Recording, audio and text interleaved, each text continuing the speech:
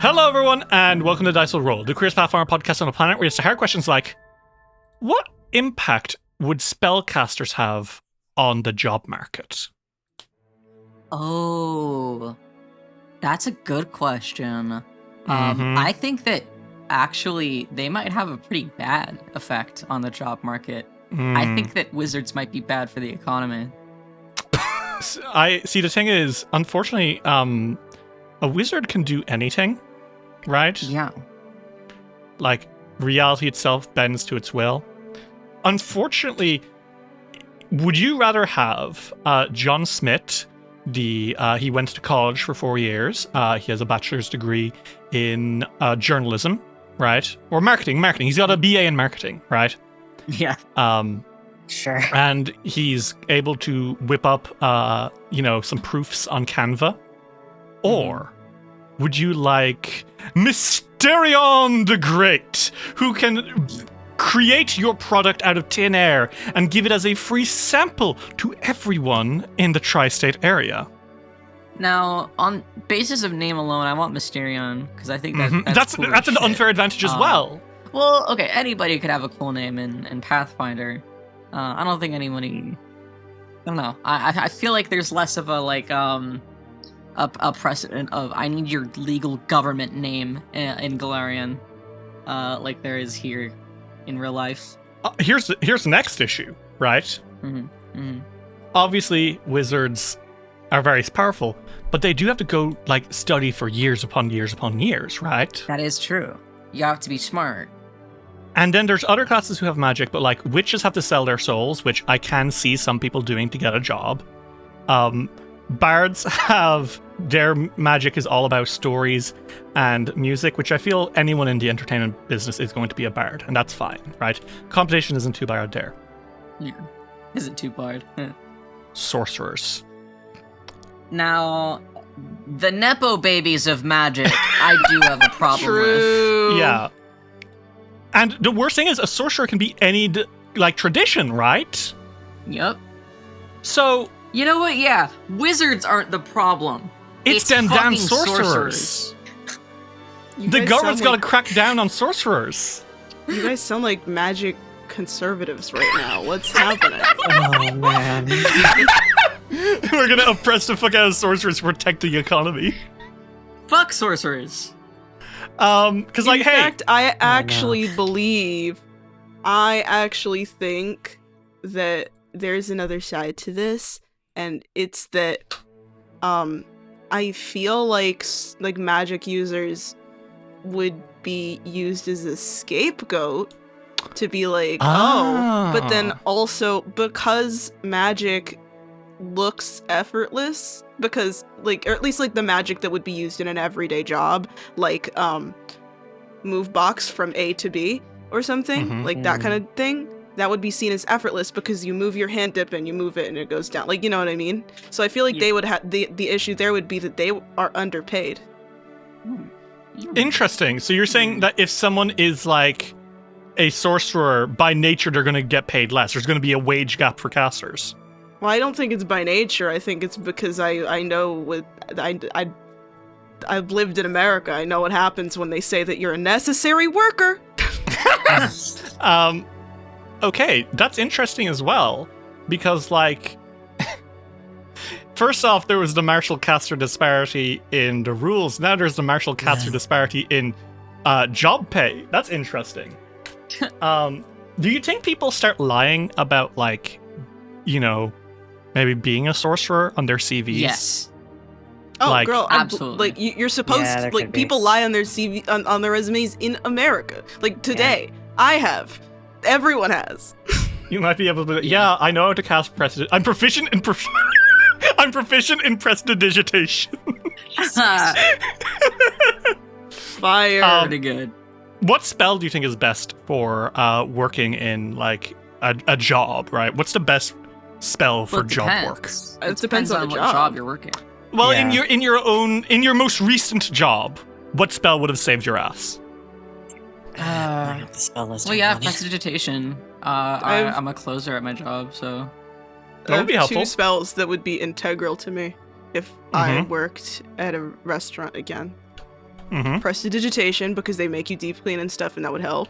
Mm-hmm. And haste. Haste would have been helpful. Yes. Haste Because- is entirely useful, yeah. So many times, I have been pulled aside a non-zero amount of times after I was running across a restaurant and been told that I'm not working hard enough, or like not like working fast enough, and I'm like, thanks, I will physically sprint next time. Mm-hmm. Haste, definitely, because a lot of the times it would be like us doing like floor changes, and there would be a group of us, and then we would still have to do other shit afterwards. Mm-hmm. And just to prevent like needing to do previous work from yesterday to the next day, haste is just perfect. Otherwise, I'd probably say like maybe warp step to get to places faster. Invisibility. Invisibility For would have my- been great to avoid being for my spotted own by a sanity, boss. though. Yeah, Yeah. just Real for as my own fuck. sanity. Yeah. I have another one. Yeah. As a stock man, as a stalker. Shout out to all my other fellow stalkers out there. Okay. Bro You're Bro worrying likes people. yaoi a little too much. Whoa. Quick sort is the perfect spell. Yeah, exactly. Yeah. You're so right. So my one has a slight story attached. Because I worked in animation, obviously. But the show I was working on was not being created by the animation studio I worked for. It was being commissioned by a well, they want to call themselves an animation studio. They don't actually do any animating.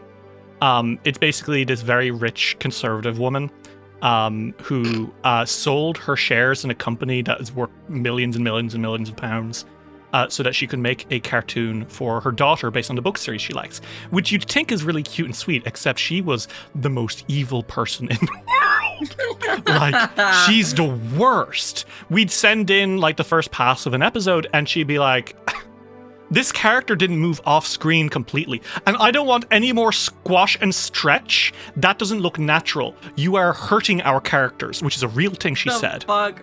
So it's times like this that I think that being able to cast Execute would really have benefited my workflow. That's pretty good. That's honestly, though, kind of nice. I support that.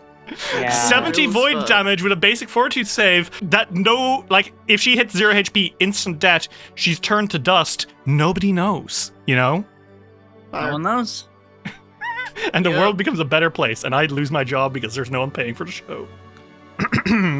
Media, if you're listening to this is all a joke. You're a very kind woman, and I shouldn't have said the company name. It just occurred to me. Bleep You that can out. edit Leave out. that. You can This is how I censor get- yourself. Yeah, this is how I get blacklisted from the industry forever. Yeah.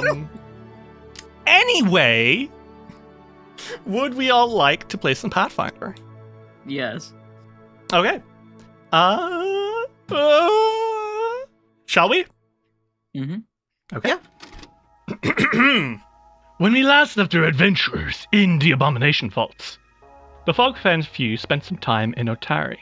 Silk Witchhelm and Fiore Sunchaser entered into Crowsbrook to find Ulrich Reverus serving Esri Longturner, the Dromar Lumberbutch who runs the Giant's Wheel, and Nordbert Elm, the human lumber bro who helps her sometimes. After a discussion on flower language, it was revealed that Esri had feelings for one San Cancelier, the twin sister of Evanwer Cancelier.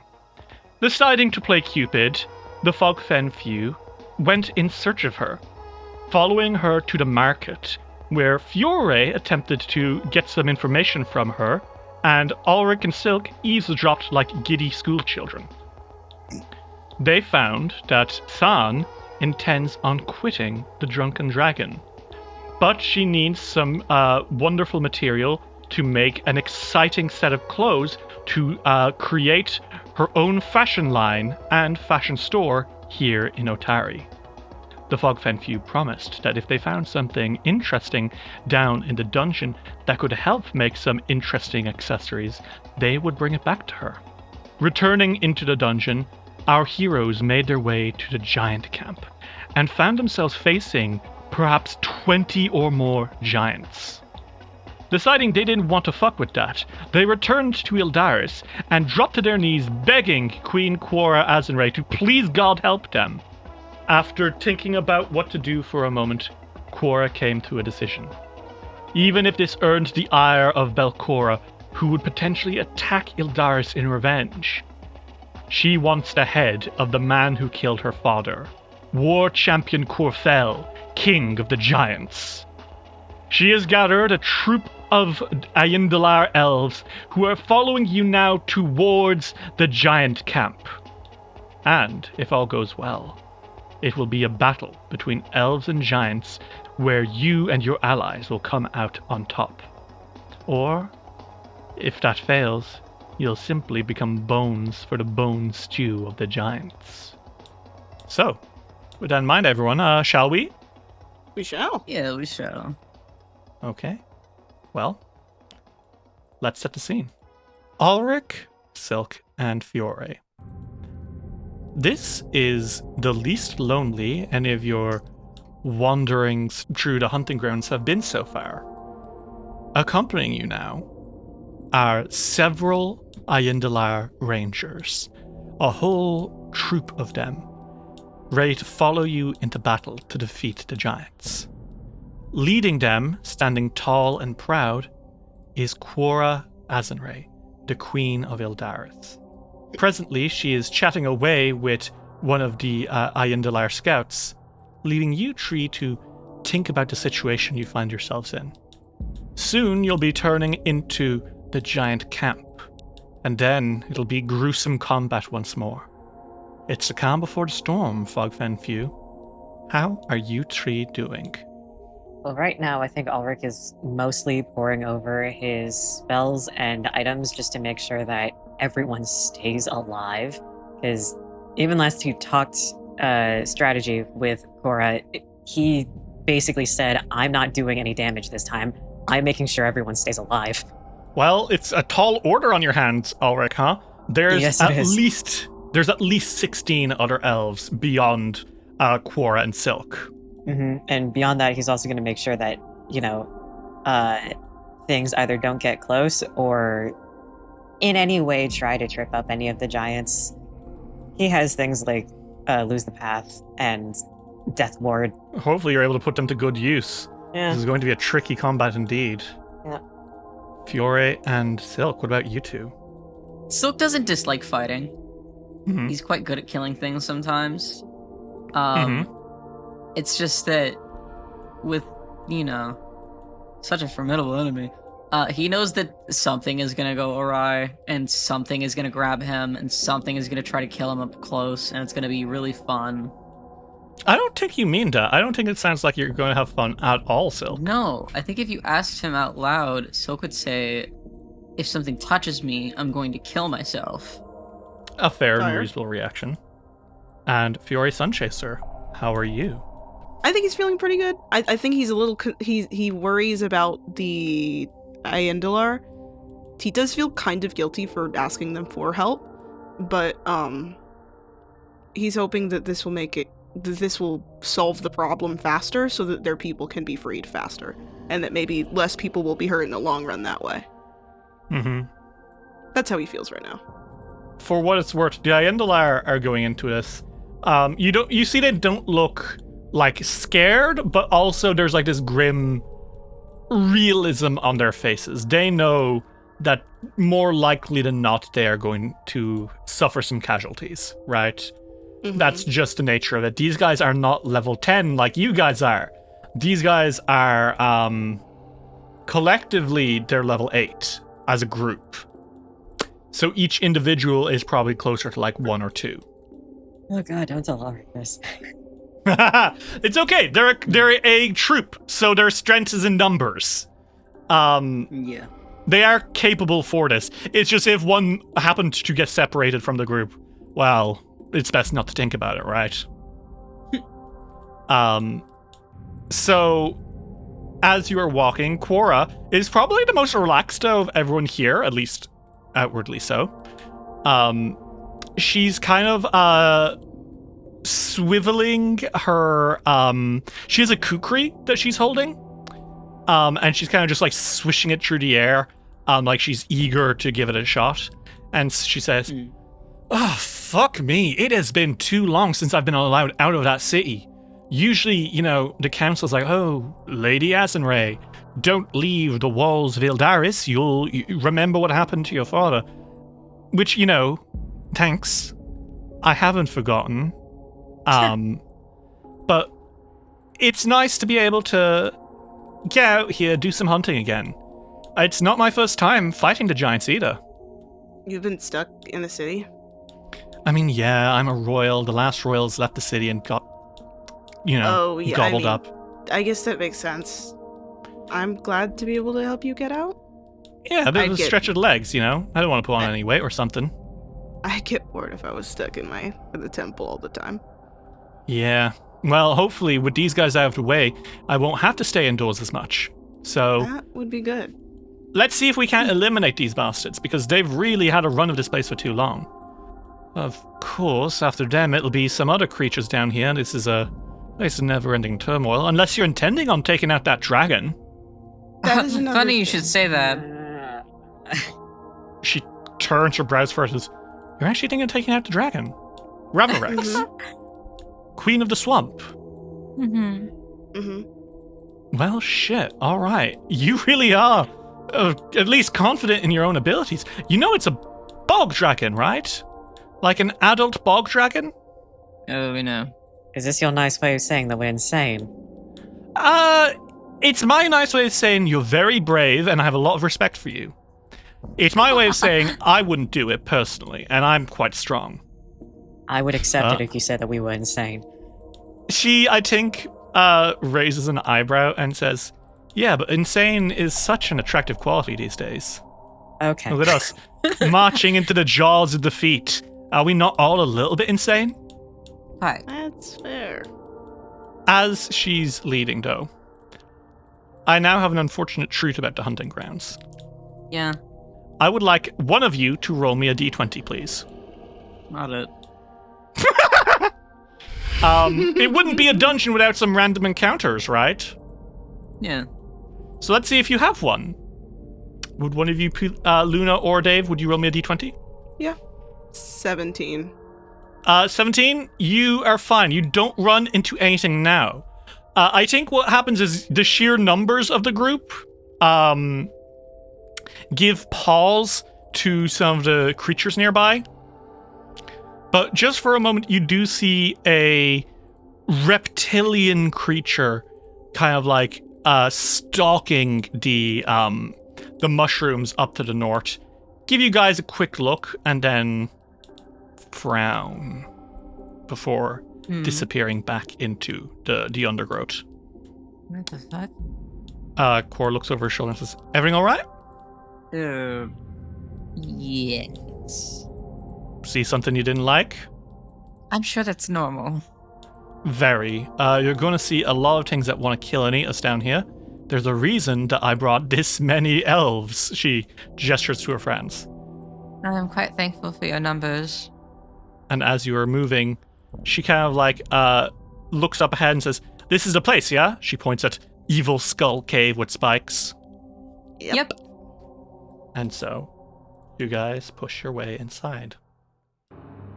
You guys re-enter into the Horde. It's a cavern full of tents stitched together from monster pelts and blood-streaked leather. There are these pillars connecting the ceiling to the floor, natural pillars, and lots of like red painted symbols and sigils everywhere.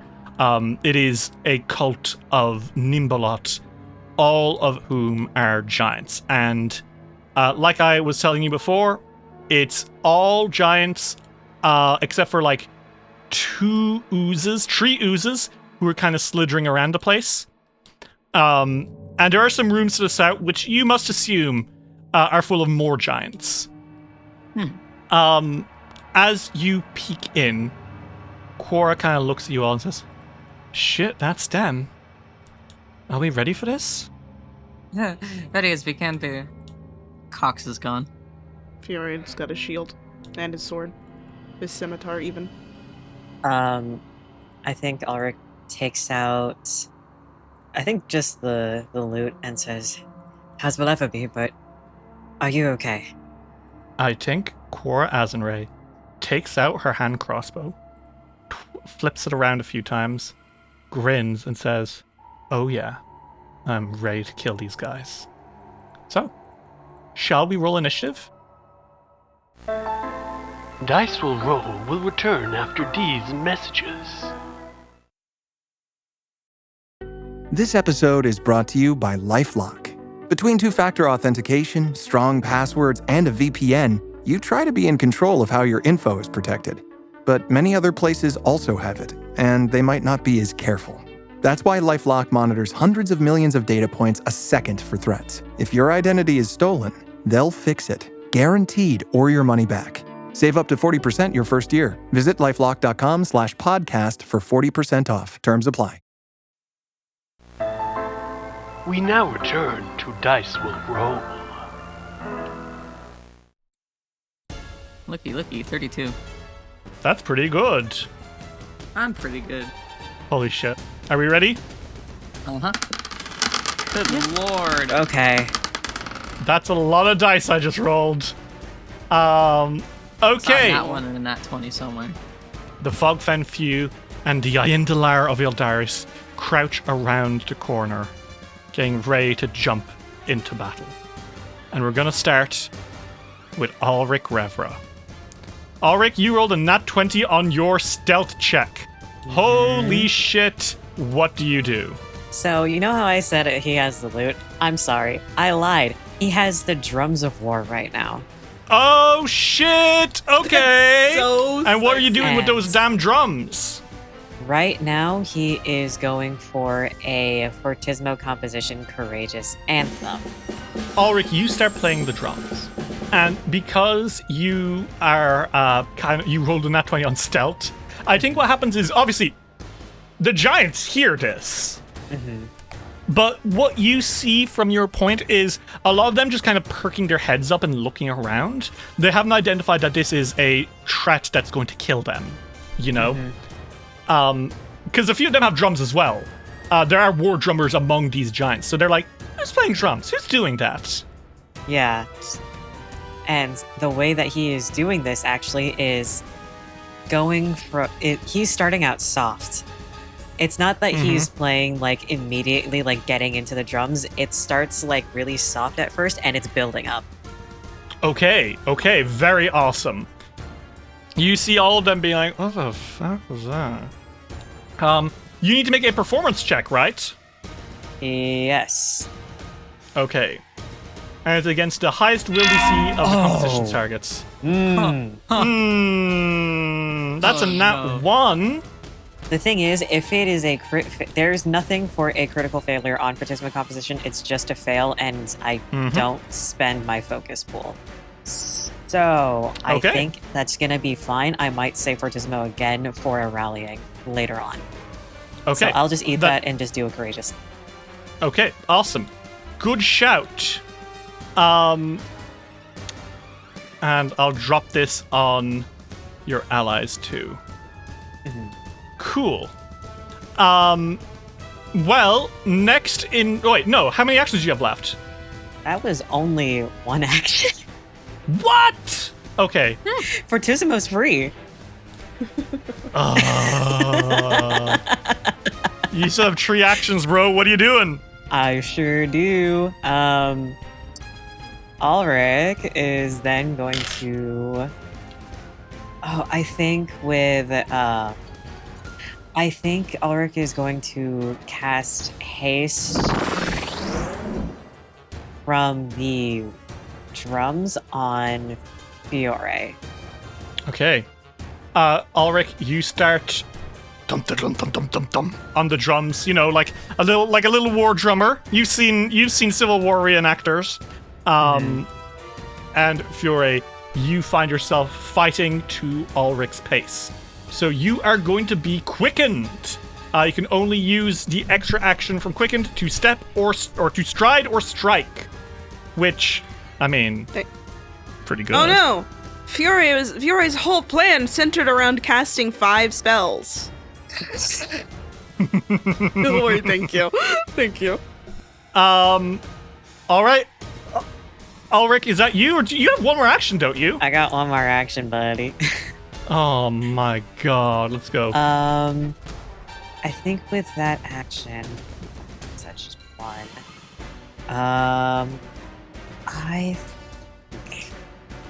Next action, he's gonna cast Guidance on Quora.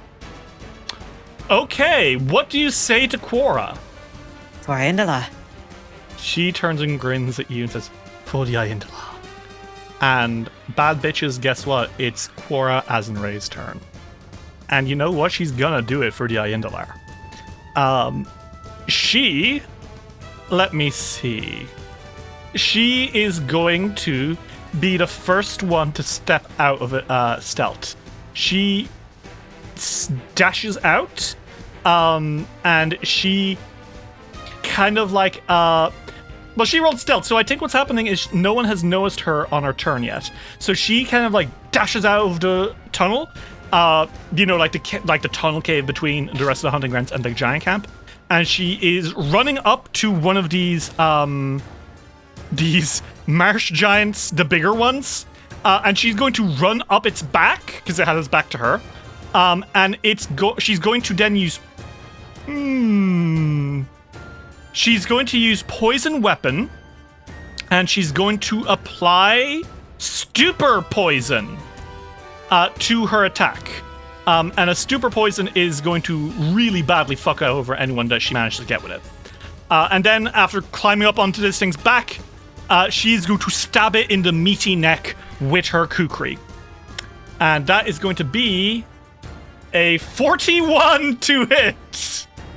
Which, fellas, that is going to be a crit. So how much damage do you do to this giant? Dear God. That's going to be 34 damage to the giant, which is already a hefty blow out of its HP. And then on top of that, it's going to apply that stupor poison. And because this was a crit, that means his save is going to be one level lower than normal. He rolled a 28. That is a success. That means he's going to fail. And the stupor poison is immediately going to make him slowed and off guard. As you see him suddenly spasming, and he gets as he's kind of shaking around. And as she stabs this guy in the neck, he's stumbling, he's like spasming a bit, he's like, his arms are flailing out a little bit. He is not going to be able to fight well. But unfortunately, it is the smaller marsh giants now. It is the marsh giant horde now. And the marsh giant horde, because to clarify, like I said last time, there are a couple of big marsh giants, and then there's a lot of the smaller ones who are still like twice your size, right? These marsh giants make a troop of marsh giant skull crushers. And fellas, they're gonna get into formation. So these guys, as a troop, they will be acting as one single monster, essentially, comprised of many smaller ones. As they form up, they are basically getting into position. And I think, unfortunately, they are going to rush towards Quora. They have not spotted you yet, because you guys are in the shadows. And they do see Quora. So as they're running over to her, I think a couple of them are just going to start by crushing some skulls. Several of the giants, they pick up rocks and clubs, and they're running for Quora. And, they're getting ready to smash her. And Quora turns, cape coat billowing behind her, and she says, "My name is Queen Quora Azenray of Yldaris. You bastards killed my father, and today you bleed for it." Scary. Meaning she takes 0 damage from the multiple giants who are throwing and smashing around her. She's dodging around them like there's no tomorrow. And now Silk. Silk. That's a lot of giants. Hey, baby. What's up? She took Miss Queen Cora took 0 damage. You know who's not about to take 0 damage? Who? Everybody in a range of 20 feet from what I'm about to put down on the floor. Oh no. I'm casting Fireball. You shouldn't have, baby girl. Oh my god, no! He shoots a fucking bolt of Fireball right behind these horde of giants, and it hits a lot of fucking things. So that's going to hit a lot of these fucking guys, yeah. It's also going to catch the Verdurous Ooze, who is just fucking... 2 of the Verdurous Oozes who are just sitting there, bro. Fuck him. Not Quora, but Nope. the giant she was fighting, and one other giant off in the distance. Well, Good lord. Okay, so Verdurous Ooze number 1, that is... crit fail.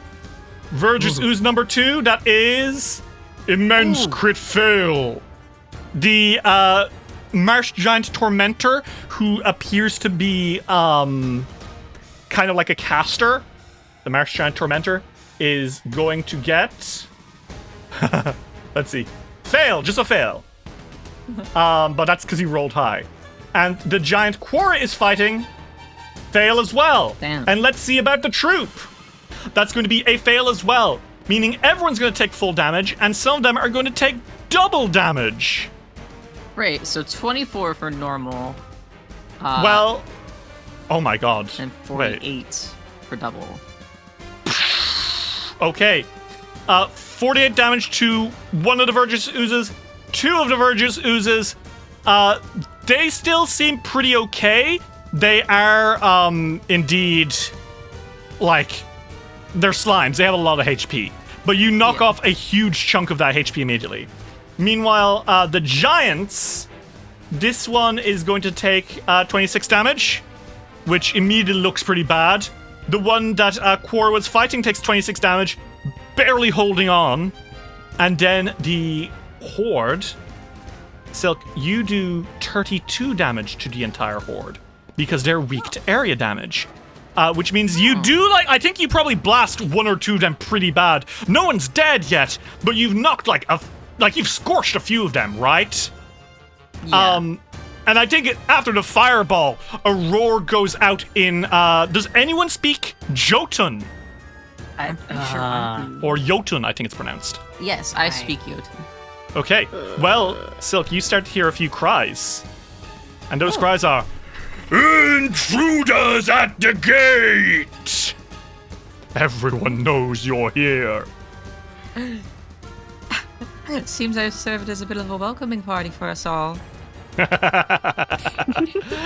Silk shoots that fireball, and it does all that fucking damage. And I think that he flicks his wrist, and he spins it around his finger, and he looks to Cora, and he's like, "Not too shabby." She looks over her shoulder and she grins at you. Okay, nice. Pretty good. And you have one action left, right? I do. With that one action, I'm gonna shoot the fucking giant she's fighting. I'll shoot with Hand of the Apprentice. Okay, go for it. Attack. 24. That is a hit. Roll me that damage. Very nice. It's gonna be 16 damage. Very... Silk Witch Helm. How do you take down the Marsh Giant Death Scout that you just shot? He does his cool little twirly thing around his finger, and then he shoots it between the fucking eyes, as if he barely even aimed. Yeah. You catch this thing in the head, and it's in a blah, before just dropping to its knees next to Quora. Trick shot. Cool. Awesome. And is that your turn, Silk? Yep. Okay. Fiore Sunchaser. You feel the speed of Ulrich's music coursing through you. There are giants at the gate. There are oozes and more giants in the back. What do you do? Well, currently, I am surrounded by these men. Yeah, they have not seen you, but you are on the ledge above them. You can just drop down and start smashing. Yeah, I think I'm gonna do that. Okay. I think he is it an action to come down, then? Yeah. Yeah, I assume. Okay, so he he comes down, and I think that he's going to, because he's kind of surrounded by them, and is this one within like Yes. immediate? Yes. Okay. So he comes down, sees that there's one sort of sectioned off from the others that's close to Ulrich, and he's like, no, I don't like that. And I think that he's going to, I think he'll smite, because I have the actions. And then he's going to, I think he's going to attack. Well, That's a crit! die. Oh my Damn. god! Fury, tell what you- the fuck? They tell you that playing a caster is how you do high damage. They're lying. Oh my god, is it every single one of them? Yes, that's how it works. Oh, okay. Oh, right. Okay. It's like this. Well, Fiore, as you drop down, you start cleaving through a whole number of them. You actually, in your strikes, are able to take down 4 of the Marsh Giants. I'm really strong, you guys. How? Describe to me. You drop down, and then you surge into battle with the power of haste. How does this look? I think he comes down with the sword already. And he cuts down one of them immediately. And I think that because there's so many of them, Fiore is like, I cannot focus on one single one. So I think that Saren Ray has a lot with dance, right? Yes.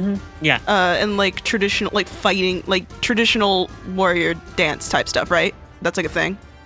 Yes. I think it's that type of like he's definitely fighting, but he's like, there's just so many, I can't focus on one. I am just going to do this. And he's just taking them down. I mean, what happened there is when a troop is reduced to 1/3 of its HP, which you and Silk combined, Silk had already scorched a whole bunch of them, and now you come down dropping on more of them, they lose the part of their size.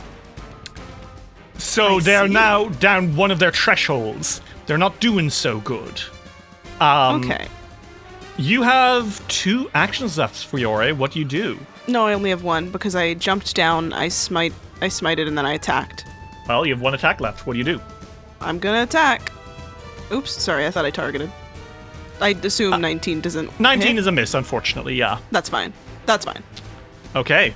Well, we are now coming up to one of the Marsh Giant Lashers. And let's just take a look at this ugly dude. Oh my goodness. Look how awful this thing is.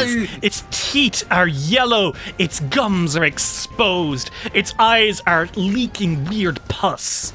And again, these creatures are not evil because they are ugly. They are evil because they worship Nhimbaloth. And it happens that worshipping Nhimbaloth makes you say, you know what, I don't care about personal hygiene. I want the world to end. So that's why. Thumbs up. Happens. It has been known to happen. So this lasher, I think, is going to let out a roar. And I think in Jotun, so again, Silk, you understand it, you hear it say, "Death to the infidels! Death for Nhimbaloth!" Yeah, fantastic. It whips a whip, and it's coming towards you guys. So it's gonna spend 1. Are you sure? We'll save. Reaction. We'll save. Oh god! Lose the pot! Yep. Okay, let's see. Success! Okay. So on a success, yeah, unaffected. It's only level 1. Unaffected. Okay, that's fine. Yeah. Hey, it's a really strong level 1. He's gonna strike again, though. And you are not within reach of its whip. So I think it's just gonna roar, and it's gonna be roaring at Silk as it's running. And as it roars, it kind of shrieks and says, "War champion Khurfel serves Nhimbaloth. You have earned her ire! So, Silk, that's going to be a demoralize to intimidate you. Does a 28 beat your will DC? My will DC. That is my will DC. So yeah. Okay, so Silk, you know this guy's full of shit, and you know you're going to kill him. But you get a little bit of anxiety there for a second, like, oh god, what if fighting Khurfel fucks up, not me, fucks up Ulrich? He already has his curse shit. I don't want it getting worse. Oh god. So for a moment, you're a little bit off your game. He's grossed out. He doesn't like giants. He doesn't like these giants.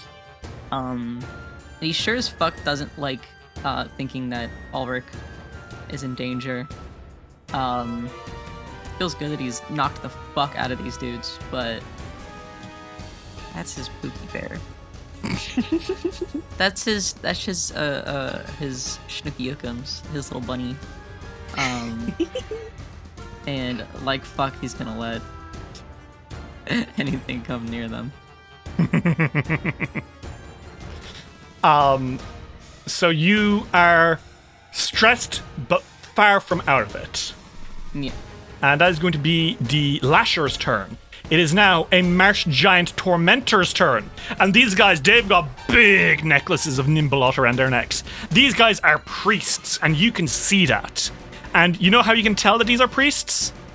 Probably because one of them steps forward, and again, in Jotun, starts kind of burbling out.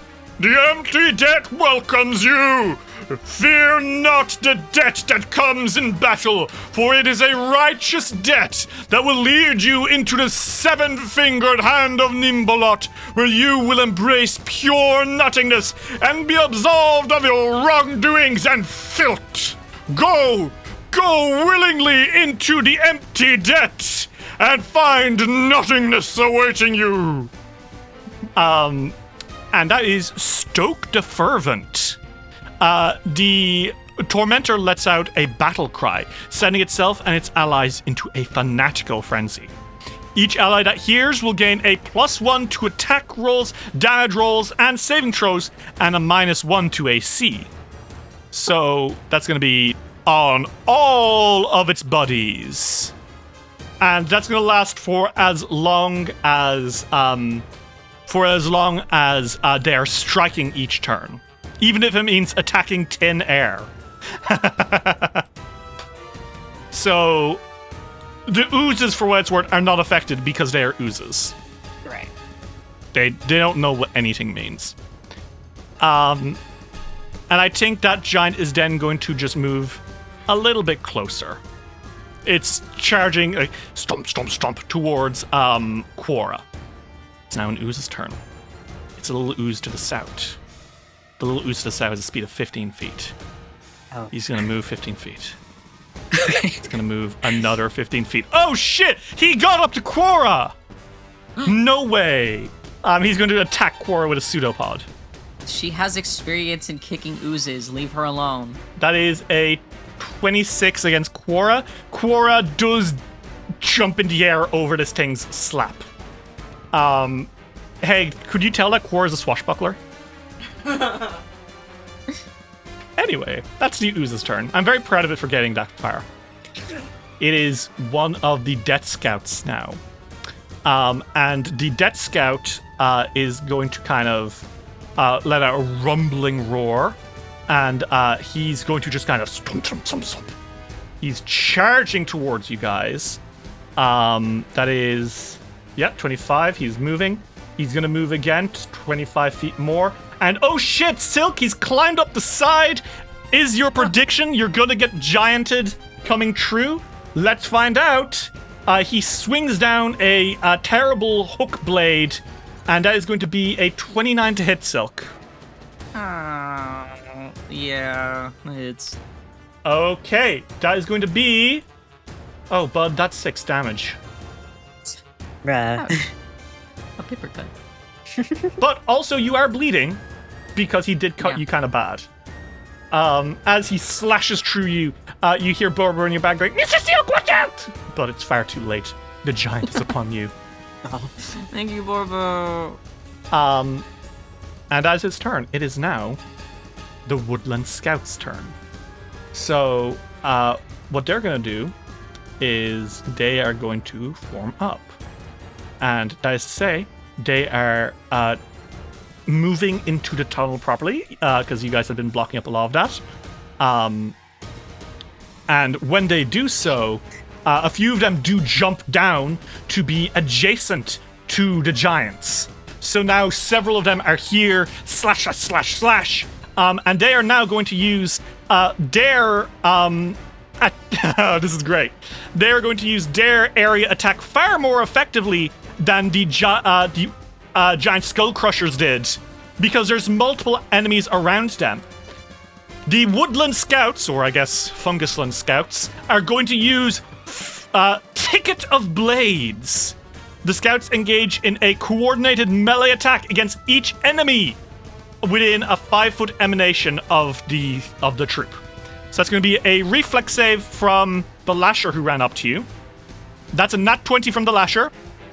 A reflex save from the Death Scout that ran up to you, Silk. Success as well, critical success from him. And then the Horde, let's see how these guys fare. Just a success, meaning they will take half of 2d8 plus 7 slashing damage. So that's going to be 7 slashing damage to the Horde. What did it do? Is this area damage? Oh, it might be area damage. Okay, but because this is area damage, I believe, that means it's actually going to be 15 damage anyway. That's nice. The giants are not looking super great right now. Their bodies have been battered and trashed, but they continue fighting anyway. For now. And that is the Scout's turn. It is now going to be the Verdurous Ooze. I'm going to be honest, I don't think the Verdurous Ooze sees any way it can feasibly get closer. So it just kind of squiggles and squirms. And that's what it does. One of the Lashers to the south now is going to roar and make his way to the south as well. And he just runs into one of the rooms and starts yelling in Jotun. And that's going to be his turn. It is going to be one of the other Ordefan Tormentor's turn, the one that you hit with a fireball, Silk. He points at Fiore. And are you within 30 feet, Fiore? I believe you are. Otherwise, he'll move 20 feet. You're within 40. You're 40 feet away. He's going to move 10 feet closer. He comes right up to the edge of the horde of giants. Mm-hmm. And he is going to cast Enfeeble on you. So he shoots a terrible, sapping green ray at you. And Fiore, that is going to be... 42 save? No, he doesn't make an attack roll first. Oh. A 24, he misses! Fiore, a green beam flies past you, but you're good. Why'd you say it like that? The green beam. He raises his shield and it bounces off. Very nice. It's one of the other Verdurous Ooze's turns. What's he gonna do, guys? He's just chilling. He just kind of squiggles and squirms. He's not... You guys are not close enough for him to do anything. And that's gonna be the round end. The Lasher to the south is shouting. So, I think, unfortunately, we're gonna hear some other guys joining initiative as well.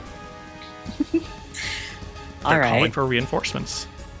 So that's several more dudes who have rolled initiative. One of them got a nat 20, so you're not going to see him for a hot minute. Ulrich Revra, top of initiative. Jesus, you're in the thick of it. There are Yldaris scouts to the north. There are giant skull crushers to the south. There are Marsh Giant priests and lashers and death scouts. And you hear distant rumbling, threatening more to be coming soon. So, what the fuck do you do about it? Ulrich's ears perk at the sound of newbies coming in and says, "Fuck you. Stagnate time." Stagnate time? What's that do? Oh god. You examine the time stream in a particular area, then proceed to stick a few metaphorical pins into it, thickening and slowing down the flow of time until It rumbles along like a river of molasses. Any creature that begins its turn in the area must attempt a will save.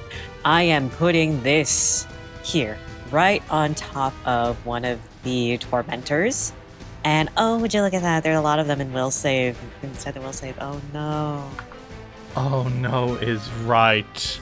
And also, I would like you to see the border down south. They're bottlenecked. Oh god, they are. Okay. They all have to make will saves, right? Yes. Okay, will save. Well, one of the tormentors gets a crit success. Damn. All right. Ooze gets a failure. So he's gonna be slowed 1. Mm-hmm.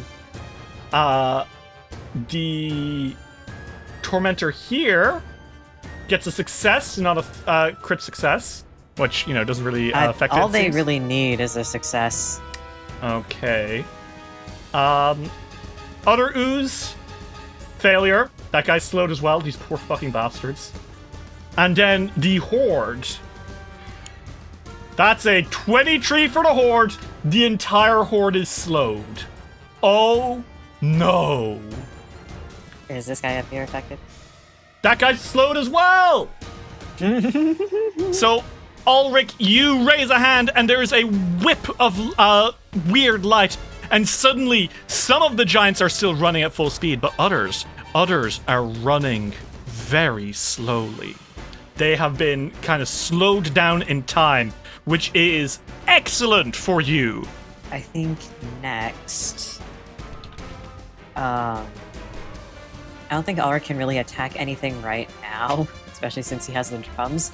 So they're just gonna re-up their Courageous Anthem. Okay, Manually. good call. Woo. Fantastic. Okay. Ulrich, you continue cheering everyone into battle. And indeed, they will need it. Shit's about to get dire. And Ulrich, is that your turn? Yes. Okay. It's going to be Quorra's turn. And Quorra, she's not interested in fighting the horde. She's pretty sure you guys have that covered. So what she's instead going to do is she's going to make a skirmishing dash. She strides and then strikes, and this will do an extra 3d6 damage. So she's going to dip out from where she was kind of being cornered, and she ends her turn next to a Marsh Giant Tormentor, who she just immediately just slashes through the gut with her kukri. So that's going to be a... Whoa, mama, that's a 34. That is a crit. And on top of that, she's going to do an additional 3d6 untyped damage. So let's see. That's going to do 62 damage. Oh my god, she essentially... Okay. The Tormentor here is on death's door as she basically dashes out, anime style, cleaves at its gut, and you see its like innards starting to slough out, and it goes... Bleh! And then with her last action, she's going to point blank shoot this guy in the face with her crossbow. Queen. And that's another crit. Huh. And that's 28 damage. She shoots this guy in the head, and he just immediately just collapses into a blubbery pile on the floor. One less guy to worry about. Woo. Okay. It's the Horde's turn. The Horde is slowed because of Ulrich. So what they're going to do is they're going to form up, which is to say they're retreating a little bit because, oh my god, this is bad. So they do kind of redistribute themselves in a way to kind of surround Quorra, but also to get away from Fiore and Silk and the many scouts who are now on them. And with their last action, as they're running, because they can only make the two actions now, they're going to use... Oh no, I don't have the actions for that. Ulrich, you sly dog. Smile. Okay, that's not great. They were going to start throwing rocks at you, but they don't have the actions for it. So I guess with their last action, they're going to just start trying to bully Quorra some more. She has to make a reflex save. I think she's going to crit succeed. She rolled a nat 20? Quora, Azenraid, a woman you are. She's just playing pissed. games with these giants. She's pissed. She is a little is the thing. And that's gonna be their turn. Silk, it's on you. You are frightened, but thanks to the presence of Courageous Anthem, you're probably fine. You're bleeding a little bit because of the big guy next to you. And there's an ugly army of bitches to the south. I can't be the wizard who just goes fireball, fireball, fireball. You totally can. It's a valid strategy. I know that I can, logistically, but morally speaking. Would you like to send this guy next to you to hell? Yeah, I would. Okay, Silk. Show him who's boss. I will. I'm boss. Vision of Death. What? Okay. I knew you were going to send him to hell, but this is excessive. This is cruel. That's a 24? 24. That does not pass my spell DC. Okay, roll me that damage. It's gonna be 8d6 plus 1 mental damage. Okay. And also they're frightened too. That's gonna be 21 damage. Yep, that's a solid chunk. Silk, you shoot a vision of horror through this guy's head, and he's stumbling back, eyes wide. He has a bonus to his save because of the fervent thing that was going on. But, I mean, his eyes are wide.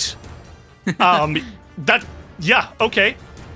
You have one action left, and he is frightened too. Oh no, he's more scared of you than you are of him. Oh yeah. Silk raises his little automatic crossbow. And repeating crossbow, I'm sorry. And he I think I'll shoot I'll glass shield myself. Okay. Silk, you pull up a shield of energy around you, crystalline and night-like, to protect yourself from the very pissed and scared giant next to you. So here we go. Very nice. And remember, if he hits you, you can say fuck you and hurt him for it. Yeah. And as your turn ends, your frightened condition reduces to 0. You're no longer feeling that fear you felt before. But are you still bleeding? Let's find out. Yes. Yes, you are. You are still bleeding. You take 2 damage. Ow! Owie! Ow! Oof. Ow. Okay. Fury, it's your turn. Big giant bullying Silk. Many giants trying to bully Quora. Lots of other giants. More coming. Okay. I think that Fiore is going to help his dear, beautiful friend Silk, who is being accosted by a giant. Okay. Anytime. I'm gonna use Smite on him. And then I'm going to attack. 28. That's a hit. Roll me that damage. Okay. 25. You hit him. You hurt him. He's not looking great. Okay. And then I think he's gonna raise the shield. Okay. The lion shield slides up and growls. It is going to be the lasher who is slowed, kind of like letting out a roar. He is gonna lash. He lashes real hard. Watch out! With a spiky whip, he tries to lash at the Yldaris scouts. It misses. He tries again anyway. No, he does not. Definitively, he does not. That is a miss. And Dice's turn because he's slowed. And you guys hear a rumbling from the south. And I regret to inform you that you see coming from 2 of the different rooms to the south, where that lasher had gone to call, you see a shit ton more giants. A second troop of giants has hit the towers. These ones appear to be the priests of Nhimbaloth of the giants. They are all running out, roaring and yelling. and you see that they are shaking staves with mossy skulls carved. They're wearing capes of swamp stuff. They're all just... They have a whole load of evil, angry spells that they are going to be casting on you guys. And in fact, they're going to start with I don't know if you've ever heard of this spell, Divine Immolation. So, a 25-foot burst within 100 feet. Let's do it here. What you see, because this is deeper into the cave, is you see all of them kind of chanting and raising their hands up like Nhimbaloth, Limbalort, Skes Buskalskes. You know, like kind of doing like a ritual as they use troop spell casting. When the rancorous priesthood cast a spell, their constituent members combine their efforts into casting a more powerful version of the spell than any one could do alone. When casting a spell that has an area of a burst, cone, or line, increase the area of that spell by 5 feet. So basically, they're just going to cast a even bigger Divine Immolation than normal.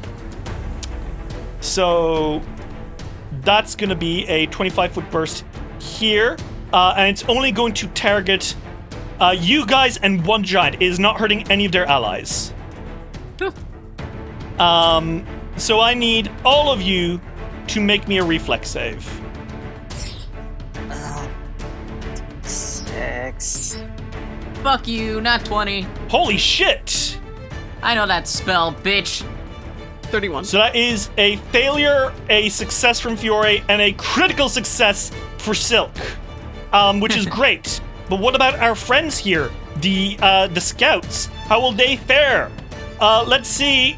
That is a 33. That is a success. So they will take half damage, although they are weak to this area damage. Ulrich, you'll take full damage, and Fiore, you'll also take half damage. Essentially, blue, sickly divine flames scourge out of the area. And it's is going to hit all of you, and some of you are going to be ignited. And Fiore, I know what you're thinking. Well, I'm resistant to fire, so this won't hurt. Except this fire, it is so unholy and evil. It is profane, blessed by Nhimbaloth. You are going to take spirit damage instead of fire damage. Okay. So, let's roll that damage. Oh, wait, what about the big guy? How'd he do? The giant that was caught in this.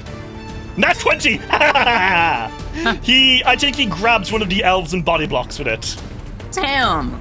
That's going to be 17 damage, the elves and to Ulrich. So that's actually going to be 25 damage to our friends, the elves, as the divine fire scourges them. And Fiore, you will take half damage, and Silk, you'll take none. So that's going to be 8 damage to Fiore. Awesome. Ulrich and the elves, on top of that, you are going to take 2d6 persistent fire damage as you are ignited by the unholy fire. And that's going to be their turn. So you have another army of giant priests to the south. There looks to be about a dozen of them coming from the temple. Guys, how does it feel to know you are currently fighting like 30 giants?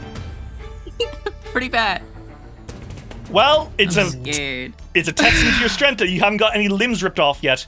Slime! The Verdurous Ooze. What does it do? It has been very well trained to not trust anyone it does not recognize the smell of. So what it's going to do is it's going to... Oh, interesting. As it wriggles and squirms, you can see as it's getting closer, it has an aura of enlivened foliage. The Verdurous Ooze is constantly emitting supernatural vapors that makes plants grow rapidly and ride and grasp at anything and everything within the emanation. This becomes difficult terrain for non-ooze creatures. So that's going to start affecting anyone who comes into their spaces. But more importantly, it's going to span 15 feet, crawling towards our friend Quora. And then it's going to spray a sleep spray in her face. So she has to make a will save as an awful green supernatural vapor spews into her face. She succeeds, but does not critically succeed. And because she is higher level than the ooze by quite an amount, she is unaffected and temporarily immune, which is sad for the ooze. It is the awful giant who's fighting you, Silk. He lets out a roar, and I think he's going to try strike at you again. Or, no, you know what? He takes out a bomb, and he hurls it. So he's throwing it, he's throwing it into the elves here. So that's going to be... And I'm part of elves. Ooh. You're not in the exact splash, and also he got a crit fail. So what happens instead? Okay, Silk. I want you to tell me how you give these guys a +2 to their AC against bombs for a minute. I think his glass shield is just stronger this time. Not mechanically, so to say, but I think that straight up, it is tall enough that it protects these motherfuckers from this. The necrotic bomb explodes against your glass shield, flying away harmlessly. I think this gives the scouts some hope. They're like, okay, we can do this. And I don't even think that it explodes. I think it just dinks off. Yes, exactly. It does not go off, which is very upsetting to the Death Scout. And as a result, he's bringing his blade down on you. And Silk, oh wow, that's embarrassing. That is embarrassing. That is a crit fumble. Hand it over. Unless you succeed at a reflex check, your target gains possession of your weapon. Silk, God? Are you going to grab this thing out of his hands? Does a 31 pass your reflex DC? Yes. Okay, he almost drops it, and for a moment you're about to snatch it. But he pulls back and roars, and because he's a fucking idiot, he's gonna attack one last time. Huh. This time it's simply a miss. He is charging, he's slashing, but that frightened is really doing numbers on him. And I think that's his turn. Sucks. It does suck. It is now the Woodland Scouts' turns. These guys, they're actually going to ignore that giant. They figure you have it under control. What they're going to use is a longbow barrage. The scouts draw their longbows and then send a flurry of arrows out. All creatures in a 10-foot burst are going to take damage. That's going to be a Tormentor, a Verdurous Ooze, and several of the Skull Crushers. So that's going to be a reflex save. No, that's not what it is. Let's try that again, fellas. So, Tormentor, failure. Ooze, that's a success from the Ooze, somehow. And from the Skull Crushers, that is a 26, which is going to be a pass, meaning everyone's going to take half damage from these flurry of arrows. It's going to be 11 damage to the Tormentor. That does pick off a few of the Skull Crushers. They are going to be even smaller in number now. There's only a couple of them left. Meanwhile, this dude over here is going to take 11 damage, and this dude over here is going to take 6 damage. Okay.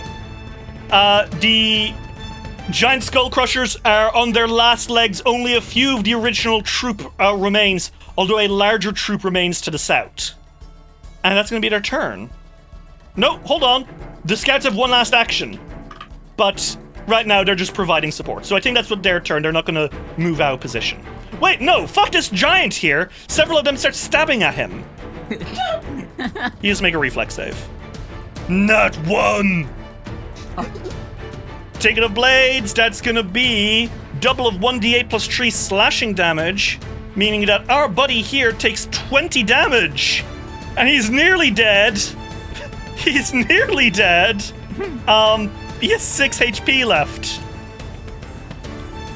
And that's their turn finally. Some of them are still wounded by the bleeding. Some of them are going to take some more damage. But they're still looking strong. None of their numbers have fallen yet. And they are no longer bleeding. The Lasher to the south, he is going to escape and go call some other people. He's running. Okay. He's running. And he doesn't quite get to where he wants to go, so he's still running. Next in the order is going to be Tormentor, who is just going to probably run up to the elves and start smacking some of them around with his... Oh, fuck me. You've been waiting for that. You've been waiting.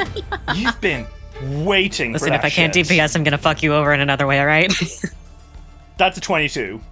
That's a fail. What happens? Difficult terrain. Okay, so he has to use 2 actions getting up. That's great. It's fine. I don't care. I care a little bit. He swings a warhammer down into the elves, trying to at least take a couple of them out. Oh shit, that's a critical success! Woohoo! Oh my god, he's skewering a few of these guys. Hopefully not too many.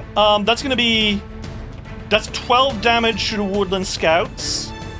Ah, fuck. Yeah, you see this guy, he slams his warhammer down, and there is a yell before he slams into another one.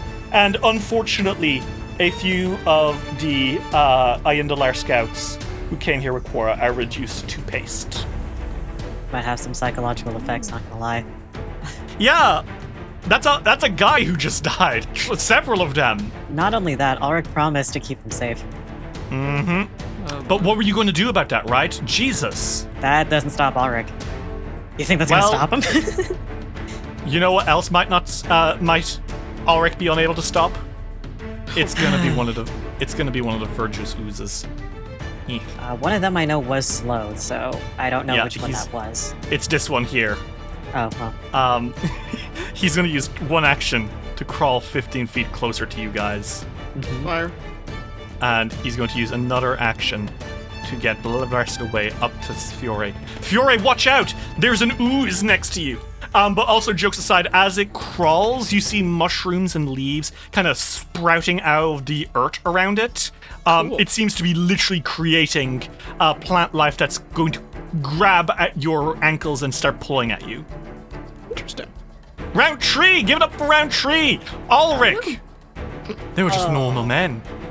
They were just innocent men. He looks like he's about to be sick. Like,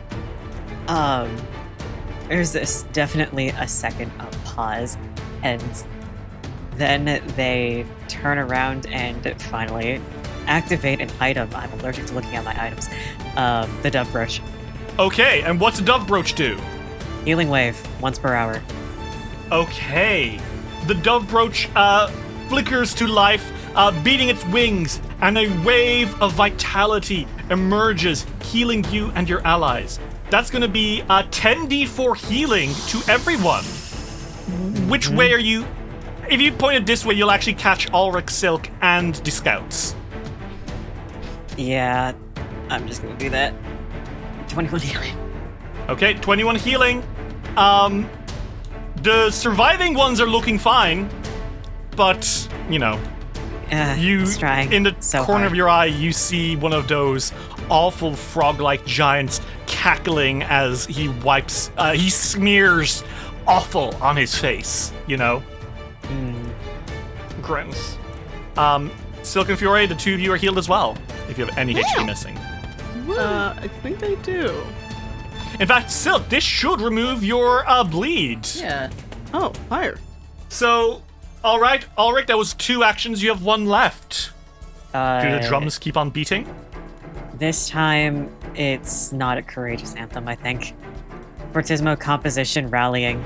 Ulrich, understanding the severity of the situation, understanding that war is hell, you start playing the drums to urge your allies to be cautious. And that is going to be a rallying anthem and a Fortismo composition. That is a success, meaning you succeed, meaning this is a buffed up rallying anthem, right? It's a +2, yep. Okay.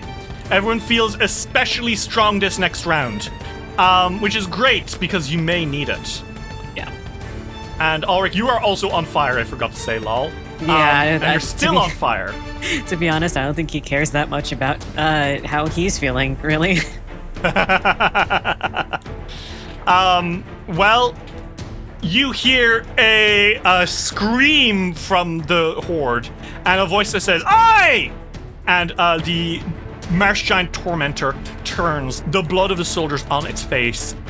Quora Azanray kind of snarls, and she is going to use a skirmishing dash. She barrels through the crowd of giants.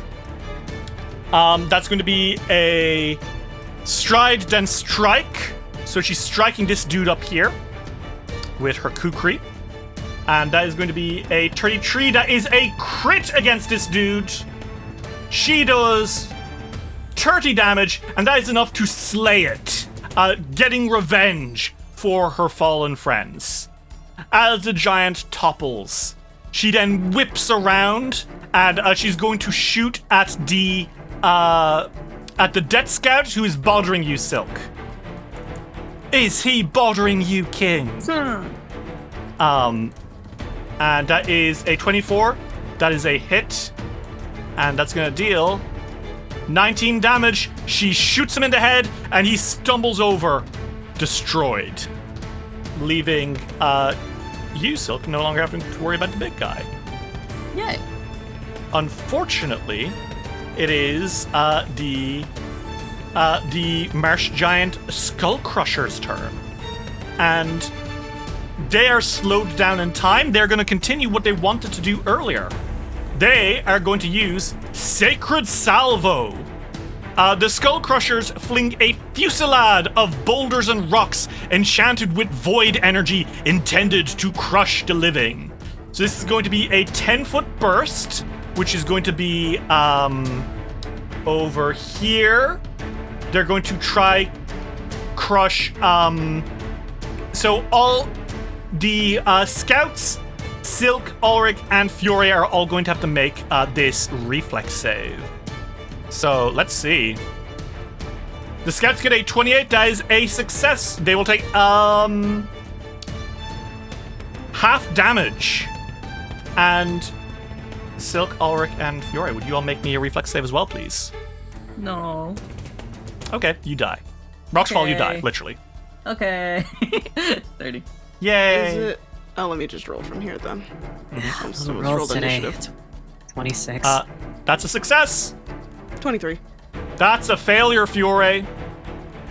So Fury, you're going to take full damage. Ulrich and Silk, you'll take half damage. And so will the scouts, although they'll have a weakness because the boulders are hitting multiple of them.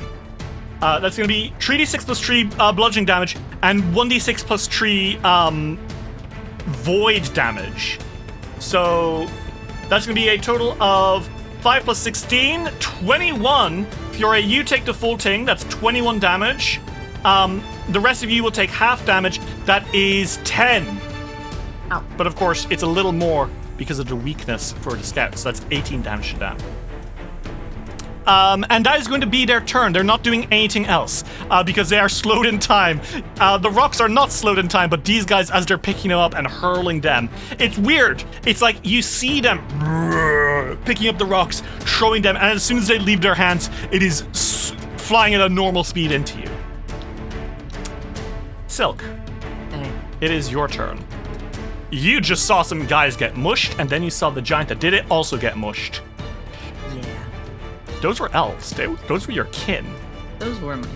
And so that'll be 20-foot burst. Another fireball. Thank you. Arg. Okay. She looks like she's in the circle, but she is not.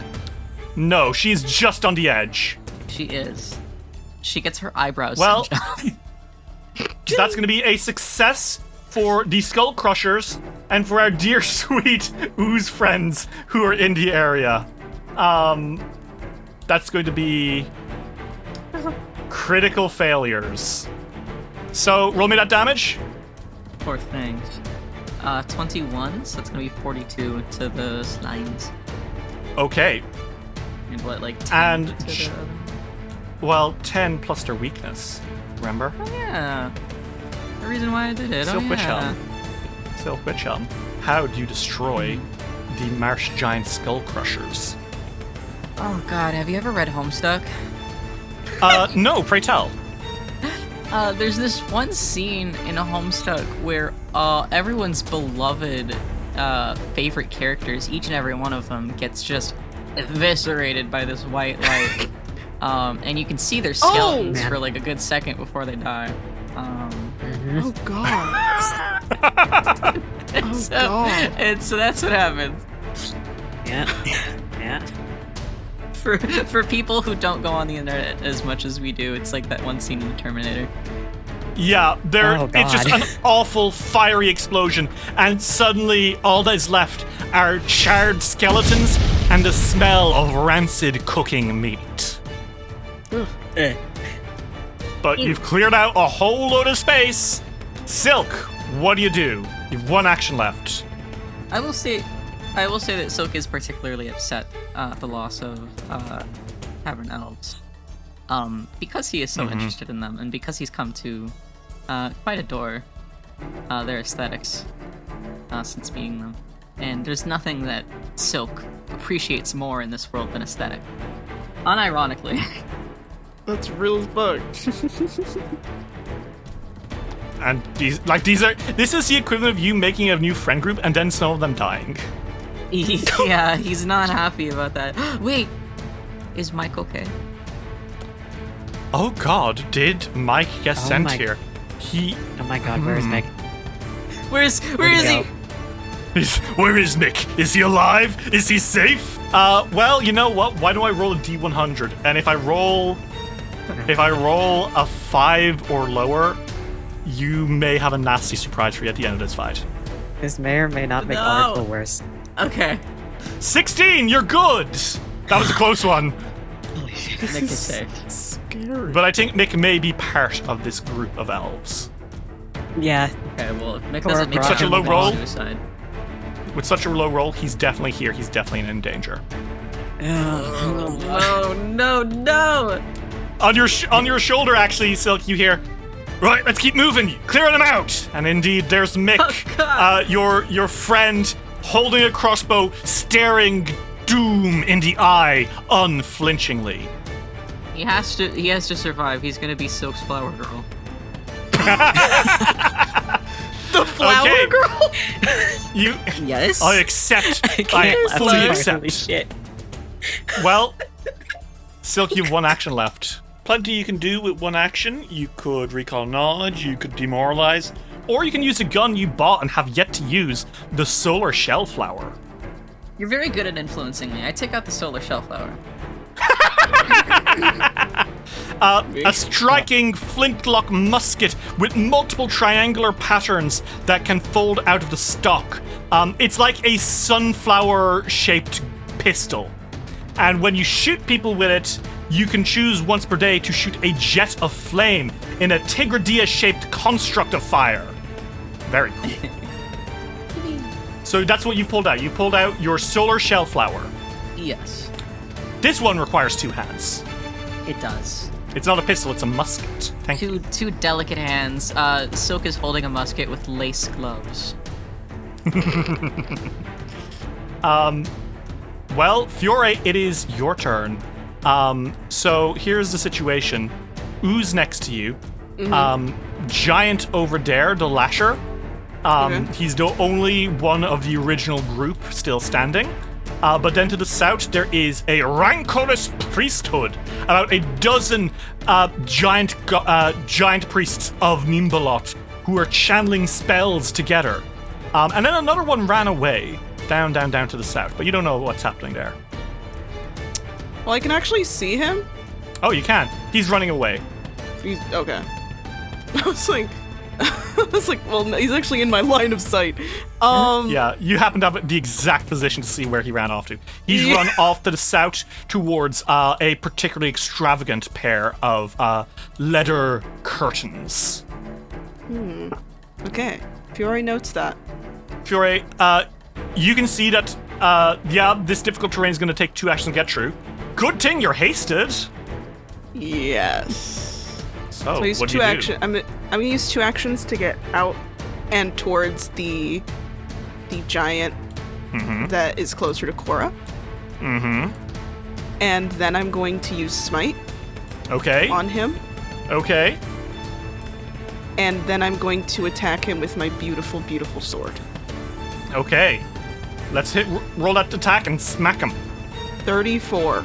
That is a crit. Roll me that damage. 30 damage. Very nice. Fiore, you charge through the undergrowth and slash into the gut of the giant lasher. And as your turn ends, it's its turn, and it looks down at you and it bares those awful yellow teeth, and it says, "Bones coming to the bone crusher," and he's going to whip at you. Weird. And that is going to be a 21 to hit. That is a crit fail. Oh no! Bones from the bone lasher. Ah! Bad fall! You fall prone and are slowed 1 until the end of your next turn.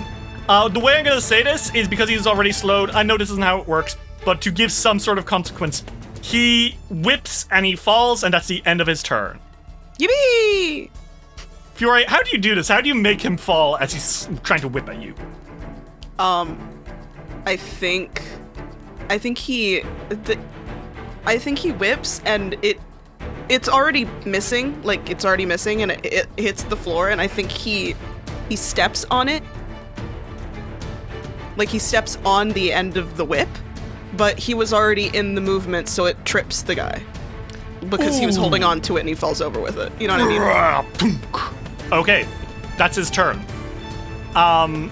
It is now the rancor's priesthood. The frog priests. Those giant, awful frog priests to the south. They are still gathering together, roaring and raging. And you know what? This is great. They're going to use a spell that you don't often get to see, because this is a very rare spell. Oh. This is a domain spell. What you see is that they continue praying and chanting together, and as they do so, I think, Ulrich, you're the one who notices it. Okay. You notice that all those leaves and plants growing around the ooze, you see them wilt and just curdle. And in fact, there's a smell in the air. It doesn't seem right. There's a yellow light here. And indeed, they have cast the focus spell Fallow Field. A sickly yellow light fills the area as entropic force prevents healing. When a creature in the area would regain hit points, such as from a healing effect or an ability like fast healing or regeneration, they must make a will save, potentially just canceling out the healing. Oh, motherfuckers. The stench of Nhimbaloth is in the air, and that's going to be a 15-foot burst that catches all of the troops and yourselves. They have to sustain this, but they did that, and it's awful. Yuck. And with their last action, I think they're just going to stay where they are. They're not, it's fine. They don't care. Fuck you. So that is their turn. Ooze. Oh, it's this ooze to the south. 1, 2, 3. He moves 15 feet. He gets up to Quora. Quora, watch out! Quora, no! It's going to grab at you with its tentacles. Man, that didn't work. It is the Yldaris scout's turn. I think Mick behind you guys says, Worry not, lads. We knew what we were getting ourselves into. Let's go! And indeed, the Yldaris are going to form up. So they're all going to take an action to gather closer. They're now surrounding the big boy that Fiore is fighting. But I think they're going to ignore that for now and instead focus on the bigger threat in their books, the rancor's priesthood. So that's going to be a longbow barrage. The priesthood has to make a reflex save. That is going to be a success. They will take half of 3d8 plus 8 damage from their weakness, meaning that will do a total of 19 damage to the rancorous priesthood. The priesthood still seems to be going strong, though, so Oo's turn. Oo's going to try attack some of these guys. Oo's slap. Oo's getting that one. Oo's do not slap. Oo's definitely do not slap. What are you doing? I rolled. Oh my god! The thing I rolled is, they are confused, and I know these guys they don't have minds, so they can't really be. Wait, yeah, they're usually immune to stuff like this. But I will say that basically, just this once, it doesn't remember. Like, there's a lot of smells going on. It doesn't know who it's supposed to attack, so it is confused. Who does it attack now? He's like, oh. He does attack the giant with his next action. Yes. And that is a 21. That is a hit. That's going to be 18 damage to the giant, and he's going to spend an action to grapple. It is a failure, but could you imagine? Hell yeah. Other giant's turn. Fury, can you still see him? A little bit. I was zoomed. Can I still see him? Yeah, I can still see him a bit. Okay, well, what you see is he rushes up to the curtains with his first action, whips them open, and starts yelling and screaming inside, pointing feverishly towards you guys. You can assume nothing good is coming from this. Yeah, Fiore's like, I'm pretty sure they're calling for reinforcements. And there's going to be some more people added to initiative in a second.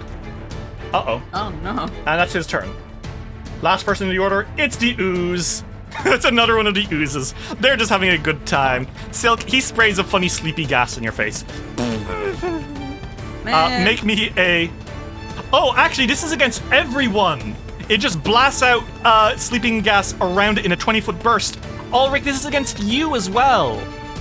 And the elves. And the elves... No. No. Okay. Critical success for the elves. Critical success for Ulrich because it is incapacitation. Yeah. Silk. 30. Critical success. None of you are affected by the ooze going and just letting out weird soporific spores from its body. What it is going to do is it's going to smack at you, though, Silk, because it doesn't like that it almost got you. Come on. That is a 27 to hit. Miss. Nope. And we are entering into round 4 with some new NPCs joining the fight. And one of them got a nat 20. All right, Ulrich. It is your turn. What do? Well, you know how I said that Ulrich isn't really going to be doing damage? Yeah? Have you changed your mind? I think I lied. Just have to say something. Okay, I think Ulrich is going to, actually take out his bow. Okay. And strike at the priesthood bunch that's just down south. Mm-hmm. With a spell strike arrow. Oh, shit! Okay, what spell? Noise blast. Arg! Okay, go for it. 35. 35, that is going to be a hit into the group, and then, does this automatically just do noise blast? I believe it should work the same as an actual spell strike, right? I will count it as area damage. It says it's not area damage, but in this case, I will count it as, because I'm nice to you. Let me do it all the time with Masami, so. Well, you had a feat for it with Masami. But in this case, because it's one creature, it will hit everyone, so, you know, we're counting it. Okay. Now, roll me that damage, and then it has to make a fortitude save against your Ting, right? Yes, against a level 3rd rank noise blast. Okay. This is a 3rd rank spell Fortitude? strike. Yes, let me put down the thing. Oh! Put it down as a cast, but... I rolled a nat 1. Oh. Okay. Stunned 1. Stunned 1? The creature takes double damage, is deafened for 1 minute, and stunned 1. Oh no! Okay, well, roll me that damage. Okay. 1 damage. Times 2, though. Yeah, That's 20 double damage. That's 20 damage. Plus their weakness. Jesus Christ. They're not looking great. That's a huge chunk of HP out. And you can see that several of them... Let me double check. I will count it as stunning them. Because it's my game. And if the listeners say that's wrong, then I will commit seppuku in penance. But I think it's cool as shit. I know that counting as area is already kind of bending the rules, but rule of cool, you shoot an arrow right into them, and there's an explosion, and you see several of them going, ah, as they're knocked around. Several of them have tinnitus. It's terrible.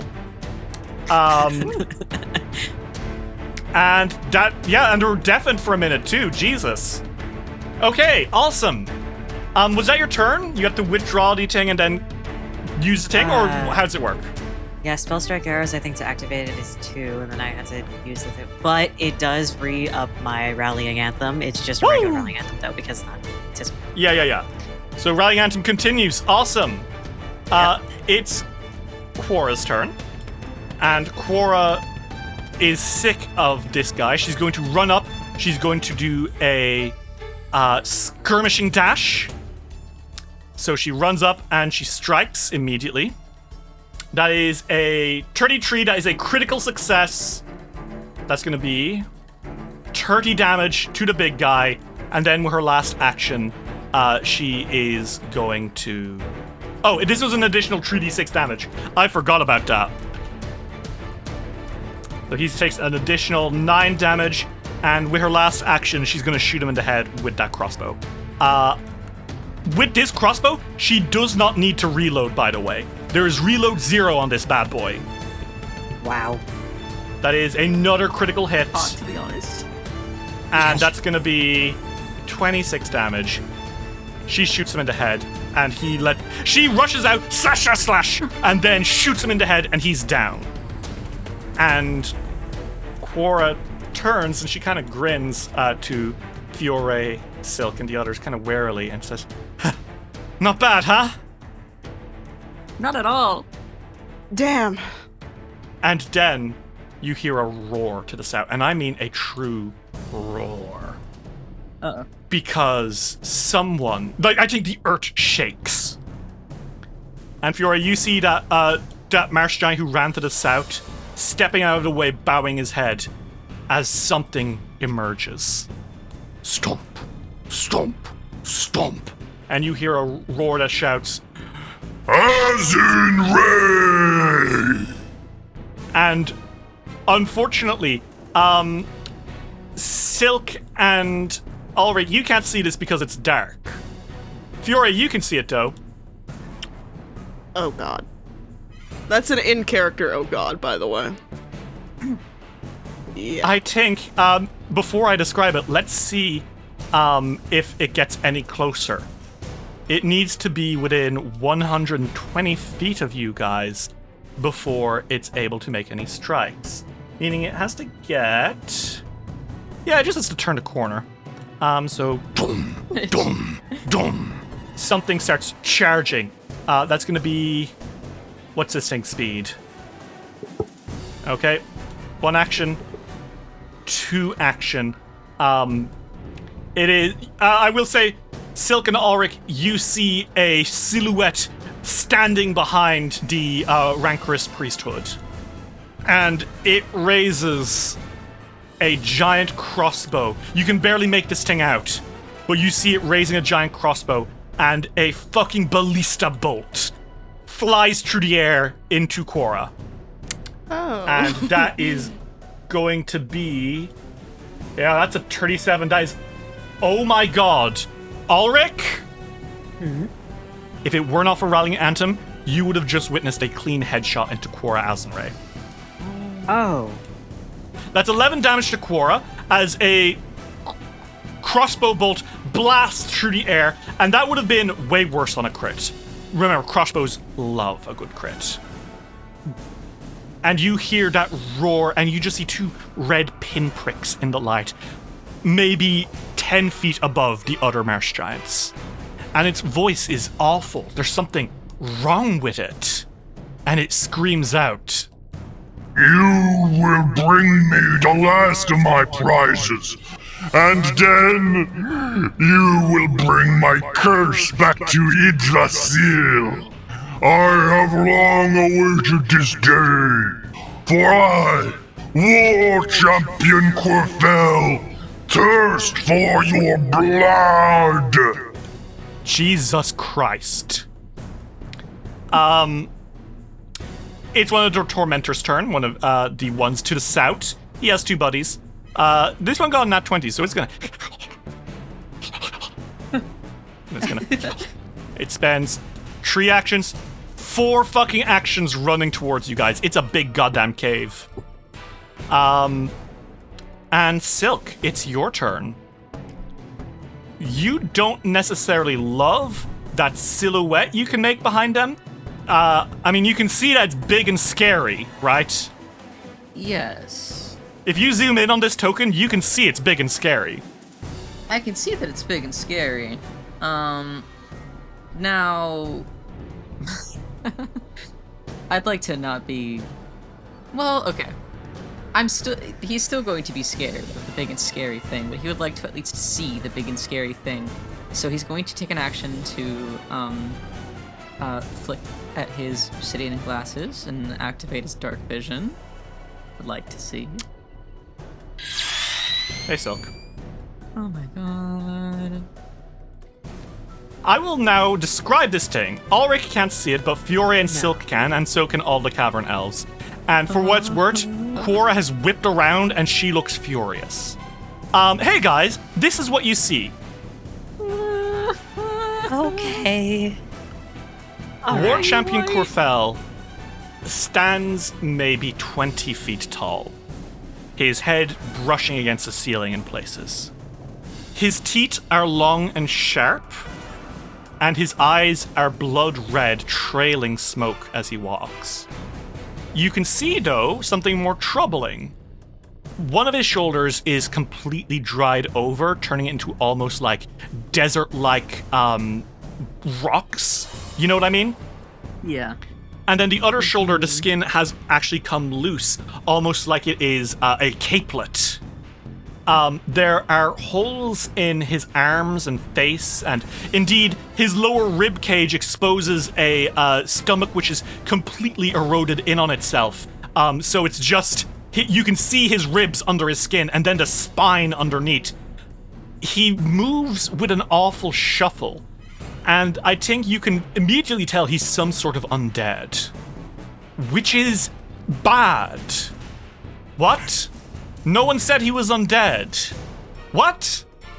Don't like that. He is wielding a heavy crossbow in one hand, but he seems to be dropping that and that massive rusty hook sword he is holding. And I say it's a giant sword made into a hook, right? He is dragging that along the floor like a slasher from a shitty B movie, and he is approaching, drool flecking from his maw. Okay, well, you've 2 actions left. Yes, that's true. Okay, that's great. I'm going to have Silk get into a better place to start shooting at people with a gun that shoots fire, aka not standing in front of a fucking ally with it. This will be difficult terrain. You'll have to make a reflex save. Yeah, I gotta... I'm saying, excuse me, Mick. I'm passing by him. Right, sorry. No worries, darling. He's like sticking around the wall, and I'll make that check. You said acrobatics? Reflex. Because the mushrooms are trying to grab at your ankles. With 37, kill yourself. Easy peasy, you're fine. Yeah. And I'm gonna activate this solar shellflower, please. That's gonna last for... Okay. One of the panels, it detaches and unfurls into a Tigridia-shaped construct of flame. For the next minute, whenever you strike an enemy with the solar shellflower, it will fire a smaller jet of fire that automatically hits the target, dealing 3d4 persistent fire damage or double that on a crit. Jesus, that's baby. beautiful. Okay, awesome. Well, is that your turn? Or what? This? Yeah, you activate, you moved. Yeah. Awesome.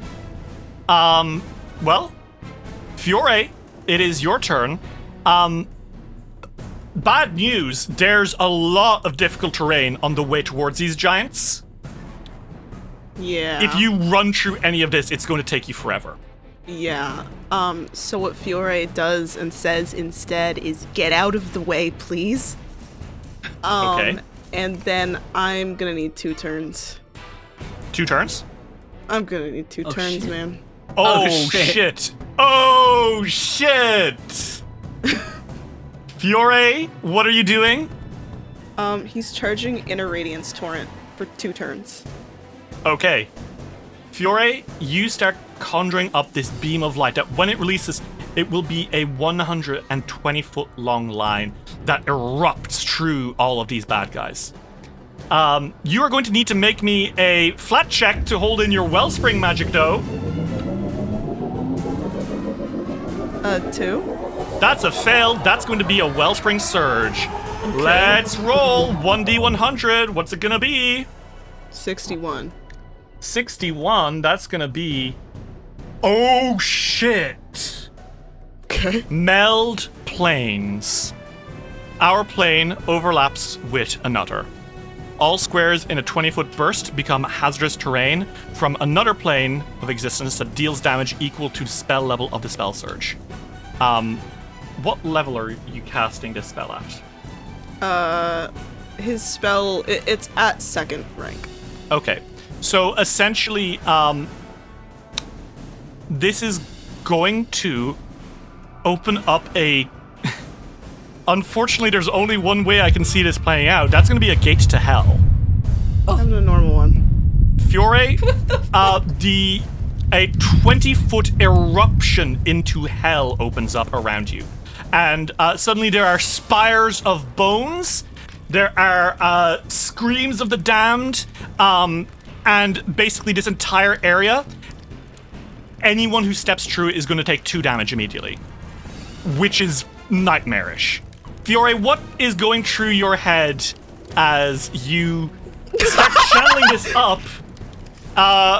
Well, the answer is actually on screen for me because you typed something into chat and it turned into a speech bubble above Fiore. And it started scrolling because you did just paste, should I kill myself? Should I kill myself? Should I kill myself? Maybe 40 times. And it just scrolled through all of them over your head into speech bubble. You don't want to look at him right now because he looks like he wants to kill himself. You are channeling the power of hell around you. And it is, I think the elves do yell, go, ah! Because, this is hazardous terrain. It will do 2 damage per square that people step in. But also it will harm your enemies, but also your allies. This is kind of like a mixed total of, oh fuck, right now. Mm-hmm. But you're charging up that spell. And when that spell hits, it will have been worth it. And that is your turn, right? Yes. Okay. In my next turn. Well, it's the Rancorous Priesthood's turn. They are stunned, so you see them kind of gathering themselves when you're... The giants then kind of look up once they have gathered themselves for an action and see, hell itself has opened up in front of them. And to be frank, that's the kind of shit these guys are running away from. They don't want to be judged in the afterlife. They don't want to go hell. So seeing that is very startling for them. And what they're going to do is they're going to spend 1 action sustaining to keep the fallow field active. And then they are going to group up because they're making way for War Champion Khurfel. So they basically moved the fuck out of the way to give him space to charge through. Awesome. Okay. It is another one of the Urdefan Tormentor's turn. And the Tormentor is just gonna 1 action to run. 1 action to run. and 1 action to run. Cool. Ooze turn. So this ooze is going to be our first casualty. Because it starts slithering through the slime of hell. And wouldn't you know it, it's going to take damage for each square it moves, and that's going to be 1, 2. Unfortunately, getting in your way, it doesn't even realize. The guys are going to have to take care of that. It is going to take 6 damage simply from moving, though, because hell itself is everywhere. It's moving through bones and fire and brimstone. It doesn't know as it is an ooze. And it's just going to try to smack at you. That's going to be a strike, Fiore. 25 don't hit, right? Nope. Nat 1. Jeez. That's going to be frustration. You have a -2 to all your attack rolls until the end of your next turn. It's just kind of slapping its tentacle around stupidly. Hell yeah. It is the scout's turn. And I think one of the scouts next to you, Fiore, a woman, she says, "Do you need a clear shot?" Just stay out of the way. It's a line, Derry. It is a line. Oh, so it's fine. It'll get to use anyway? Yes. I think they nod their heads, and they look around, and they say, "We're gonna need to get out of here! Evacuate!" And, Careful. He's like, please be careful! They're going to need to move out of the way. And I'm going to say that's gonna be... Yeah, they're moving through. I'm gonna say that this does 5 times 2. That's 10 damage to the troop. Okay, they maneuver out, and no one dies to the hellfire with that 10 damage, which is great. I'm sure you're delighted to know that you didn't accidentally kill anyone. Yeah. That would be bad. With their last 2 actions, they're going to use another longbow barrage. And that's going to be a reflex save for the Ranker's Priesthood. That's going to be a 23, which is a fail, which means that the Ranker's Priesthood is going to take 17 damage plus another 10. That's 27 damage. Okay. And that... Oh, you see arrows flying through the air as several of them are destroyed. The giants tumble over, battered by the onslaught of arrows. Nice. Ooze turn. Ooze smack Quora. Please? Please? 25 no hit Quora. Please? Second attack? 25 no hit. Oh, 16 definitely no hit Quora. 16 critically not hit Quora. Overextended. You basically trigger a reactive strike. Cool. Quora sees this thing and just shoots in the head. Well, the would-be head. That is a tourney that would be a crit, but surprise, surprise, oozes are immune to crits. Yeah. So that's just going to be a measly 14 damage. No damage! Oh no! She shoots at this thing, and the bolt just buries itself in the slime, and she goes, "Fuck me." And with its last action, it's going to try attack again. Surprising no one. A 14 is another critical failure. Which is going to... Oh, I think it starts leaking a little bit. It takes 1 bleed. The bolt did just harm it a little bit. And for staying in the hell for the entire turn, it takes another 6 damage. And I think that giant to the south is the lasher. It just kind of stands there. It's going to charge. No. The giant to the south, finally, it's running back into battle. It spends 1 action running, 1 action running, and 1 action running. Ooze time! This one is going to move towards Silk. Ow, that's immediately 2 damage. Please don't. And it's slowed. It's going to try smack you, Silk. Fuck. 24, don't hit. Kill yourself. No, don't hit. Okay. Well, that's its turn, and it takes another 4 damage as it stays in here for the rest of its turn. Good. Ulrich, you are standing on the edge of hell itself. Oh boy. Our plane and hell have merged into one, as Fiore has literally called a portion of it around him. You have Okay, 3 actions. If you stay in this space, you will take 6 damage. If you stay in this space, you will take 6 damage. If you move, every space you move will be another 2 damage. This is a really bad predicament for the healer to be in this space specifically. You're in the blight zone where all heals don't happen anymore. I'm in the blight zone and the hell zone.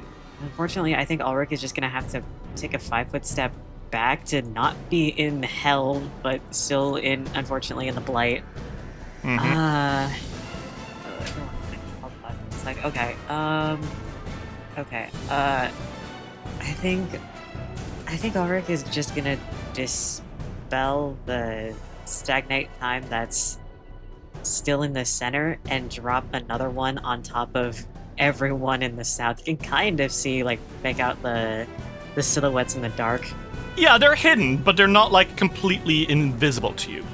So you know there are people there, you just don't know. Place that. Okay.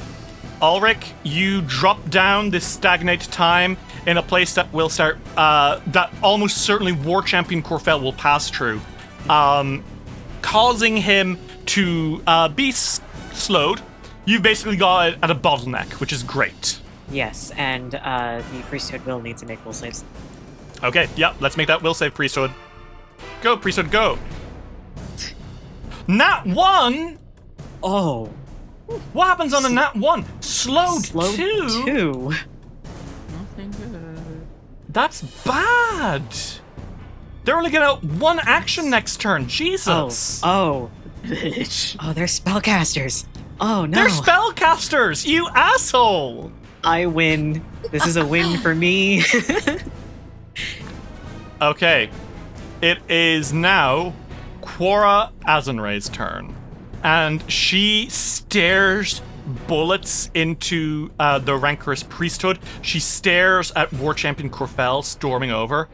And then she glances to the side at Fiore. She sees that you're causing this hell. She sees you charging that beam. And she knows what she has to do. And she calls to you, Fiore, as you're channeling this beam of massive holy light. And she says, "Hey, I'll keep him in place, okay?" Okay. She is going to skip past the Vergis Ooze. I'd say she'd have to make a reflex save, but her reflex is plus 22, which immediately saves no matter what. So she just skips past. She still gets slowed by the difficult terrain, and she is going to take 6 fire damage as she moves through 3 of the spaces.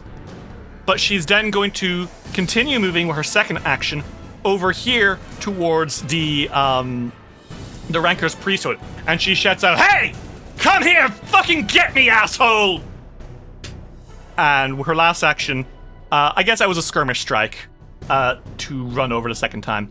So that's going to be a skirmishing dash, strides, then strikes, kukri attack, 37 against a rancorous priesthood. That is a hit, but not a crit. That's going to be 17 damage, which these bad boys are going to take. They're still good. They're still coping.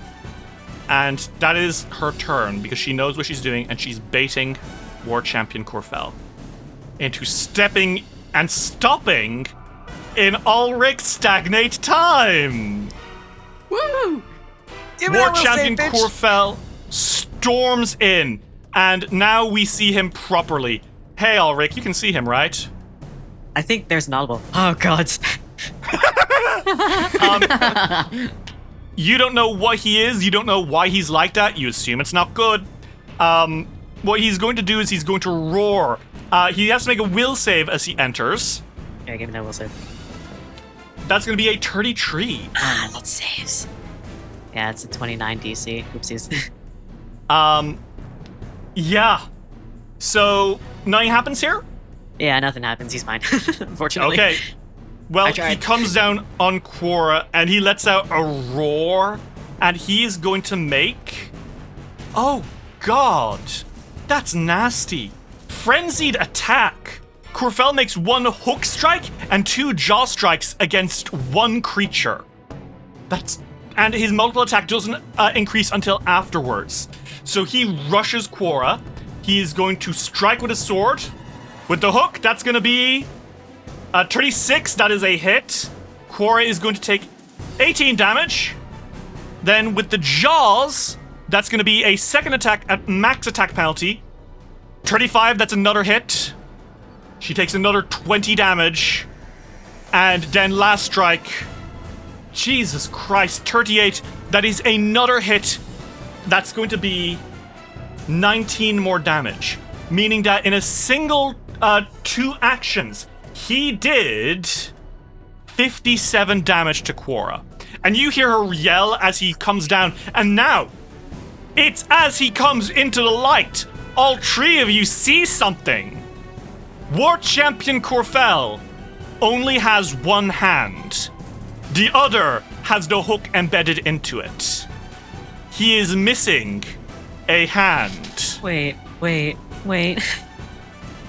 Fellas, War Champion Khurfel is a Marsh Giant missing a hand. There's no My fucking God. way, dude. There is no fucking way. Hans! Hans cannot be part of the most we can't return him. No, that makes him cuntier. You have found the owner of Hans the Hand. And that is going to be Khurfel's turn. As he stomps forward, he roars out and says, Your father and sister tasted delicious. Maybe I'll rip your arm off and taste it too, in revenge for what they did to me. and he shakes that hook in the air. Oh, nar. Well, next in the order is going to be the Ordofan Tormentor. It runs up, and it comes up with second action towards those, the elf group. And he's going to slam he's going to just run in with a jaw strike. And that is a critical miss. I think what happens is as he's running over, stomp, stomp, stomp, stomp, jaws open. The elves turn, they look, and they fire. So we're going to do a Ticket of Blade strike. It's going to be just immediately, 6 damage to the Tormentor. Decent. And that is its turn. Silk, it is your turn. Oh my god, you are literally standing in hell. Yeah, that part sucks. Not a lot of places I could go. I'm gonna shoot Khurfel with my solar shellflower in his face, with his face. Oh, okay. 26. That's a hit! That is a hit. Okay. So that's gonna be 8 fire damage, and then roll me 3d4 additional fire damage. Yeah. 8 plus 9. 17. 17 damage, very nice. You describe to me how this looks. Looks like a fucking flamethrower, if it were a musket, is what it looks like. Flame erupts, lighting up the cavern, and Khurfel lets out a turning ever so briefly away from Quora Azanray to look at you, and his hollowed out eyes. You don't know what kind of undead he is. That might be helpful to know, but his hollowed out eyes settle on you. Yeah, I was about to say, can I figure that out?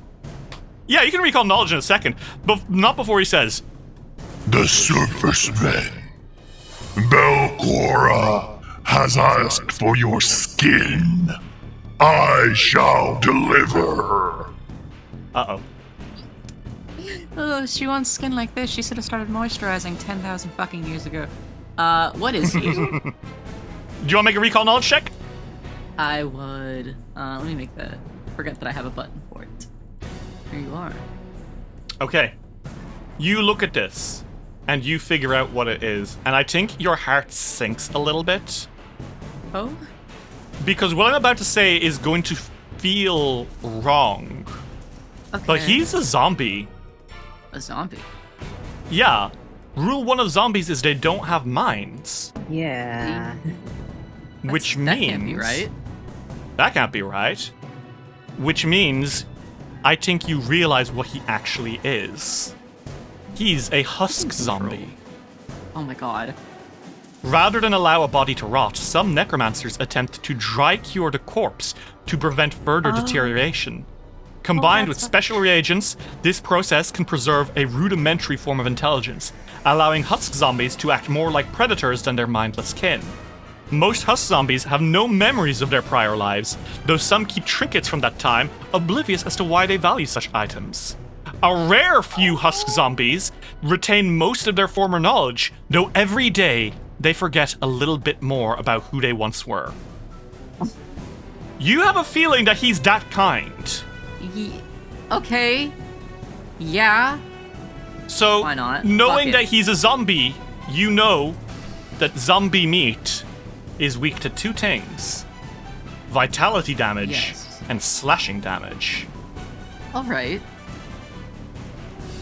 Make of that what you will. I will make of that what I will. I don't know how he would say it, but he's going to let specifically Fiore know that, because that is the most useful information to him in particular. Both slashing and vital wise.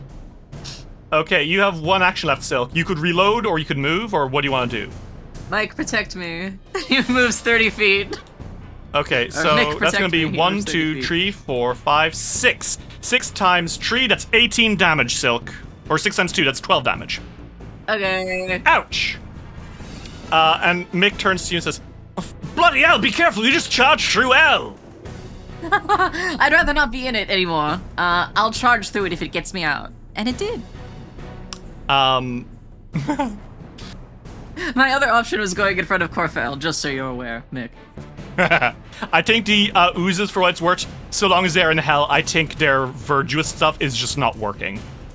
So no difficult terrain there. Smile. Smile. Fiore, it's your turn. Well, You are quickened, and you have your beam charging. What do you do? well, I'm gonna use 3 actions. Mm-hmm. Like the last 3 actions to do Inner Radiance Torrent. Okay. Okay, well, I need a reflex save from the ooze. Okay. The giant zombie monster that's trying Okay. to kill my friend. Okay. The group of the other guys that are trying to kill my friend. And priesthood? this guy, and this other guy in the back. The who- fucking tormentor at the back who hasn't Yeah. got... Dude! 120 feet, brother. Listen, Oh my god, that's ridiculous. Fine. listen, he's Okay, the one that called the reinforcements. He had us coming. Yep. Okay, that's fine. Reflex save from the ooze. That's going to be a 17. That is still a failure. 23. He takes full damage. Khurfel here. Reflex save. He also rolled a 17. That's going to be half damage from 34. Okay. Then the Rancorous Priesthood. That is a success for the Rancorous Priesthood. And then little Timmy No Friends at the back is going to make a Whoa. failure. God damn. So God. roll me that damage. Is it And acid? let's see this. No. What? 22. Okay, that is 22 damage to the ooze in front of you. 11 damage to the big guy. 11 plus 10, because they're weak to area damage, from the Rancorous Priesthood, meaning that's gonna be, oh shit, Fiora, you shave off a couple of them! Tee. That's gonna be... They're down to their last few as you raise through them with Holy Light. And then this guy at the back takes 22 damage. He goes, stop. The priesthood is badly battered here as your Holy Light... You, like, just... Tell me how this looks. It's coming from hell, I guess, but it doesn't look... Because Fiore's magic stopped looking so evil. It looks kind of like it looks like a ray of sun, but not like not like the gentle light type ray of the sun, like in your house. More like, here comes the concentrated power of the sun. The sun is a deadly laser. It does look it doesn't look the same as like Hellfire at all. Yeah, no. And I think that definitely... I think you kind of sear through Khurfel, who lets it up. But then, like, it just shoots through some of those giants. the priest giants who are just reduced to nothing. The cult is falling apart. Even if you retreat now, the cult of Nhimbaloth in the swamp will never be able to stand on its two legs again. Then Fiore is going to start charging towards him. Okay. With your last action from being hasted? Yes. That's going to be 1, 2, 3, 4. Sure. You take there. 8 damage, Fiore. That's fine. Minus your resistance to fire. That's going to be 3 damage. Okay. It is the rancorous priesthood. There's very few of them left now. And they are, in fact, slowed too. Lol. Yeah. So what they're gonna do is they're gonna start just beating the shit out of Quora because she's next to them. So they're going to use Wild Swing. She has to make a reflex save. No, she does not. There's no way she can fail this unless she rolls a nat 1. Let's roll it anyway. Her reflex is just that good. Easy stuff. Critical success. As they start swinging their clubs and throwing stones, she's just darting and zipping around them. Oh my god, she is holding herself level and staring down War Champion Khurfel with his horrible hook hand. Do you have to make another will save to see if they continue being slowed? It's whenever they enter, I have to make the will save. They're still in it, technically so... entering it, so I will allow it to be Okay. reroll. That's a 19. That's okay. They're no longer slowed for this turn. Yeah. Okay, that's fine. Because now it's going to be oh, it's little Johnny No Friends in the back. Jesus Christ, man. Fucking mean to him. 25 feet. Lord.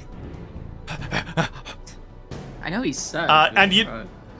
Oh, he's gonna enter into the fucking stagnate time as well. That's Well, hilarious. save me. Okay, let's see. It's his own fault. 24. Failure. Well, maybe if he had friends, this wouldn't have happened. He Oh is my slowed. Dude. I have no sympathy for him. Fuck. Come on. That means his turn ends there. He was gonna do something else, but nope, it's over.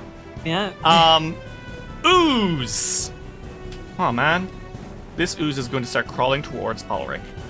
1, 2, 3, 4. He's still in hell. Takes 8 damage. Ulrich has left hell. This guy. The ooze. Virtuous ooze. I'm saying. So he takes 8 damage, and he gets up to you, and he lets out and he's just gonna slap at you with a pseudopod. Oh shit, that's a really good pseudopod. Well, And it's it would be a hit. He's It kind would of be a got hit it. if it weren't for Rallying Anthem. Damn you, Ulrich Revra. Damn you. Never let me play a buffer, never let me play a buffer or a debuffer. It is the scouts' turn. And what the scouts are going to do, one of them is going to rush forward. That's going to be a form up. And they reposition themselves to be surrounding, battling against the Rancorous Priesthood, surrounding Khurfel, and also fighting that Tormentor that ran up to them. So all of them, with their last 2 actions, are going to need to make a reflex save against Ticket of Blades, as they are now slashing at these guys. So, Tormentor, that is a success for the Tormentor. For the Priesthood, that is a success for the Priesthood. And for War Champion Khurfel, that's going to be a success as well. So everyone is going to take half damage from Ticket of Blades for a total of 8 damage to everyone. Oh, wait! Khurfel takes much more than that because he's weak to slashing. As the he's a blades bitch. cut through his undead flesh, he lets it out. And he's now staring angrily down at these guys. And you know who else is weak to this damage because it's area damage? The Rancorous Priesthood, who are getting further and further beaten. Their last giants are barely holding on. Whose turn? Which ooze is it? It's the ooze next to Silk. Silk, watch out! Wait. Ooze turn, Yeah. is it? Okay. Ooze turn, is it? Oh, because it's their turn. Heyo. Yeah. Yeah, and it's like whose turn is it? Yeah. Oh, I mean, it's their turn. Okay. You're doing really good, Ritz. That was a really good joke. For that, you get a 32 against your Fortitude DC. Man, fuck you. Yeah. Silk, you are grabbed by the slime. Whoa. These guys, he is squeezing you and pulling you into the air and kind of like choking you out. This time it is sexual, and it's Whoa. being sexual as it looks. Like It is a little bit sexual, yeah. This is done before the intent, which you both consented to. Yeah. Yeah. So it's then going to use a constrict. I need you to make me a fortitude save, please. As it's trying to choke and squeeze and hurt you. Oh my. It doesn't do that. I rolled a Critical 38. success. You like it. I love it. It does it again. Silk's grown used to this over the past, how long have him and Ulrich been dating? Oh my god. Has it been a month? Has it been a month? I think it's 2 months now, but still. 2 months. Well, Would you make me another fortitude save, please? Okay. 35. Easy stuff. You like it. This makes you I happy. love it. You're taking no damage as it's whipping at you and shit, bro. The Vergus Ooze takes 1 damage because it is still bleeding. And it's going to take 6 damage for being in hell. Literally. oh, man. It is now the Urifan Lasher. He's going to 25 feet. And you know what? He sees you with his second action as he runs. And so, I'm sorry, you are now being whipped from both ends. Fucking hell. Alright, well, this will be a Patreon Or, no, exclusive. you're not. 22 is a miss. Yeah, it is. That is its turn. No Patreon. Other exclusive. ooze turn. This ooze is slowly slithering after Fiore. It's gonna be 1, 2, 3, 1 action. 2 actions, that means it takes, as it moves, takes 8 damage. And he's just gonna whip at Fiore. These oozes are so funny because they're not doing shit, but goddamn, that's a nat 1! I don't think Oh, so. fuck. Well, on a nat 1, head first. Okay, no, he can't be unconscious. It accidentally splatters itself a little bit too hard. It's gonna have a -2 on its attack rolls until it's healed, which is probably never. Ulrich, it is your turn. We are entering round 5. Fiore's haste does not have long left. No, it don't. We've nearly been in this fight for an entire minute, which, as far as combat goes, is quite long and drawn out. This is a long time, yeah. Let's see what we got here. Okay, question. When it comes to, like, soothe... Okay, non-damaging effects when area or that target all creatures in a certain proximity affect a troop normally. If an effect has a smaller area or number of targets, it has no effect on the troop. So no, heal cannot affect the troop. Okay. Oh, healing is the thing, and the brooch is 1 per hour. Okay. Alright, well, unfortunately, Ulrich is going to take his first action to step into hell for a second. Okay. So you May or may move not 1, say 2, 3, 4. That's 8 damage to you, Ulrich, as you run through hell. That's fine. And then he's going to flat cast a 4th rank noise blast. This is one of his signature spells. Oh boy. And where are you casting that? They're casting it sort of on top of Khurfel, which will Okay. get one of the tormentors and maybe a Yes, little it bit of will the hit troop. some of the troop. All right, Which then may I'm be gonna- enough to knock them all dead. We'll see. Oh please, I need a fortitude save from all of Khurfel, them. fortitude save. That's going to be a failure from Khurfel. Oh thank God. Okay. A failure from Johnny No Friends. Yeah. Oh my God. And from the troop, a success. So they'll take half damage. They still take half Plus damage. 10. Yes. So we made that damage. Damage is 24. Okay. Khurfel takes that 24. The Tormentor takes that 24. And the Priesthood takes 22 damage. The last of the giants from the Priesthood are stumbling around. All that remains now are Khurfel's personal honor guard and a snitch who ran away. Bitch. So the Rancor's Priesthood is literally on its last legs here. Ulrich, is that your turn? Yeah, I can't do any of my buffs right now, unfortunately. Well, it's going to be... Oh, Ulrich, by the way, you take 2 more fire damage. But you're no longer on fire! Okay. But it is now Quor's turn, and Quor stares up at Khurfel, and you don't really hear her, but what she is shouting, or snarling under her breath here is, "You rotting husk, you killed my father, you killed my sister, you made me live a life I don't want. It's gonna be everything I can do to make you regret ever crossing the Azenrays." And she is going to kukri him. Slash!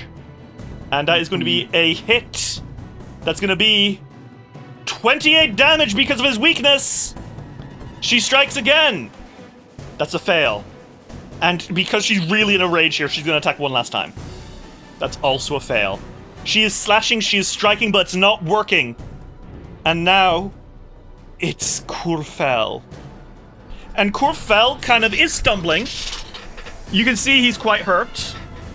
So he rumbles out and says, Do you not understand? I cannot die. I will never die. For the Ghost Queen, Lady Belcorra. She has granted me eternal life. And he takes out a little something from his belt. A green piece of glass. No, okay. Well, and he raises it in the air, and he spends 2 actions to activate the Emerald Fulcrum Lens, restoring 30 HP. Oh, you're fucking with me. And with his last action, he snarls, and he's going to just bring his awful hook down into Quora. And that is going to be a miss, just about. Quora dodges out of the way, snarling and spitting. She wants the lens, and she's so pissed. It's your Define Tormentor. He's just going to... He's going to start doing a Stroke the Fervent, like the first guy. And he says, "War Champion Khurfel, fear not, for your cause is one of true evil. The power of Nhimbaloth seeks you out. Do you not feel it in your lens? Give up not, War Champion Khurfel. Live eternal!" Which is going to be a Stoke the Fervent on him, on the priests, and on himself. Oh, and also on the snitch. And with his last action, he's just going to try slam into some of these guys with a jaw. That is a 26 against these guys. That is a miss. Okay, Silk, your turn. Hey, girl. Jeez. War Champion Khurfel is a scary piece of meat. That is an accurate thing to call him. I'd like to cast Hallucination on him. Okay, sure. How does this work? The target consistently detects one thing as another. Can't detect that something is there, or detects that something is not there. Though it doesn't alter their beliefs. You can choose what the which of these effects applies. Blah blah blah blah. Target will attempt an initial will save with effects below. They will also receive a will save to disbelieve the hallucination every time they seek. Okay. I want him to not be able to see Cora. You want to vanish her from existence? Yes, from his existence, yes. Okay, sure. He will make a will save. And that is, that's a 39. You want me to reroll it? That do it. I'll give you one of my hero points if you reroll it. Sure. 24. Exchange. Oh, that doesn't do it. DC is 29. That does not save. So. Okay. What Actually, let me happens? just put this in the fucking thing so you can also read it along with me. On a fail, creature perceives what I choose until it disbelieves. So he does not see that Cora is there. For what it's worth, you are casting this while being oozed around by the ooze behind you. Ooh, I know. You're fine though, don't worry. So he can't see Quora anymore. He is slamming down, he's punching, and then he blinks, and Quora is just gone. And he looks around and says, He can look for her, but yeah. yes. He can waste actions, which is really good. He lets out a roar and says, Yes. Where is she? Where is she? and Quora blinks and then looks at you, Silk, and through the crowd of the elves fighting alongside her, she kind of grins and gives you a He very winks at it. tired thumbs up. You've one action left, huh? I do. I'm gonna reload my solar Okay. bitch. You have to make a manipulate check, so that's... Yeah, okay, you're able to do it even as you're being grappled by this ooze. You reload the gun. Perfect. Fiore! Hello. War Champion Khurfel is looking around, snarling. He can't see Quora anymore because Silk has made him start hallucinating. He's looking around, roaring, spittling. He healed himself a moment ago with his the Emerald Fulcrum Lens. Uh-huh. But holy shit, right? What do you do? So, is this spot That's time good. slowed? Yes, it is. Is this spot time slowed? It is not. Okay. Well, Fiore is going to strategically move. You Fiore's can see going where the to- shimmering time is, and you're like, I don't know. Fiore's like, I'm not gonna get in that, but I am gonna get closer. So he's gonna strategically move out of hell. Mm-hmm. And he also keeps just out of the way of the fucked up time area. Mm-hmm. And then he's going to smite Okay. on our beautiful undead man who's undead. Thank you for telling War me that Champion he's undead. Khurfel. And weak to slashing, no less. And Vitality. just Crazy. I love to hear these things. And he's going to strike with the Rosa Aurea. Okay. 28, 28 is a hit. Roll me that damage. 20 damage. Little more than that. That's 30 damage and 1d6 persistent vitality damage. Or should I say 1d6 plus 10. You cleave into him and he lets out a roar of agony. And he is whipping around, snarling at you, Fiore. And he kind of twitches and says, You are the one the lens sings for. Great. Great. Well, I was gonna say that I think that when Fiore is fighting somebody that's undead with his sword, it's like, that wherever it slashes, there's, like, light. that's beautiful. Especially with the astral rune. That's really nice. Okay. That's my turn. Well, it is the Rancorous Priesthood's turn. They don't have much left in them, but by God, they're gonna go down fighting. They are going to cast a noise blast, I feel. And they're gonna cast it in the middle of the crowd of the elves. So the elves are gonna need to make a fortitude save. That's a 24, which is going to be a failure against their failure. That's going to be 5d10 sonic damage. That's 25 sonic damage plus 10. It hurts them, but it does not push them into anyone else being killed yet. With their last action, they are going to try strike, though. So let's see. That's going to be a wild swing. These guys need to make another reflex save. That's going to be a failure. They're going to take 1d12 plus 10 slashing damage. That's going to be... They seem to be just on the edge of losing some more people. Jesus Christ, this is bad. The giants are battling with the elves. The elves are running into their ranks and shooting and stabbing, but then you see the giants grabbing people and slamming them down. The fight is long and arduous, and nobody can tell how long it's going to last for. Not for much longer, though, it looks like. Johnny No Friends has only 2 actions this turn. He spends one of those actions running up the Fiore. Then he's going to try slash at Fiore with, more of a slam. Warhammer. Can he, like, spend an action making a bumble or something? I'm tired of this guy. Nope. He's going to have no friends until the day he dies. 20 to hit. Fuck. That's a critical miss. Dear, oh dear.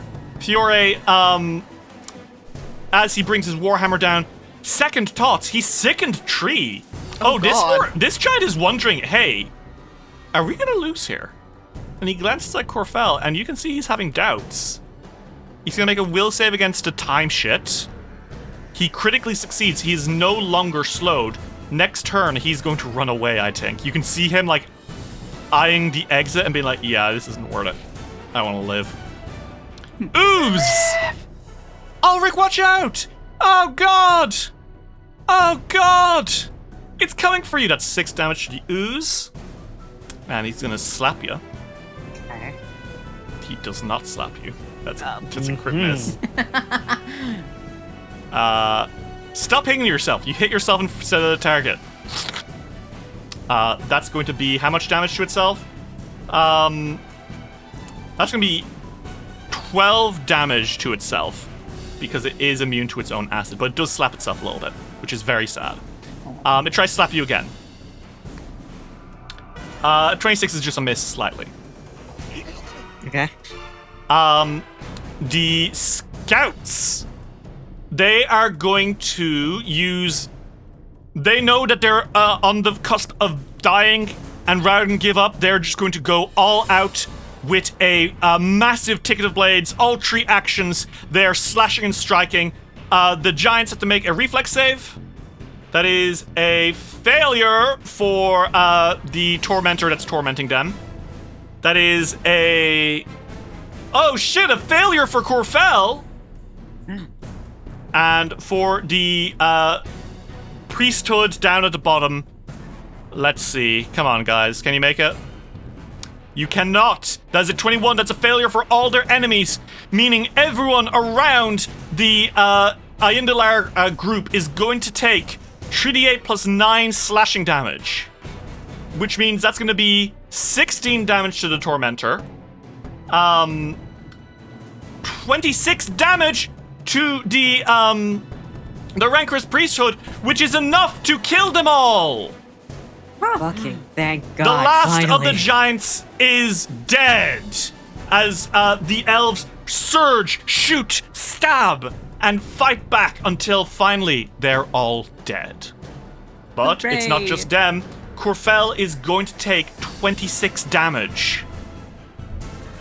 He's not looking too peachy either as he roars and rumbles and rages. And you see, like, several of the elves. You see Mick climbing onto one of Khurfel's legs, stabbing and slashing down. And Khurfel's leg just kind of falling open like it's desiccated meat. And Khurfel roars and says, I was chosen by Nhimbaloth. I led the giants in the first place. I will not be destroyed by your pathetic small folk kind. And that's going to be their turn.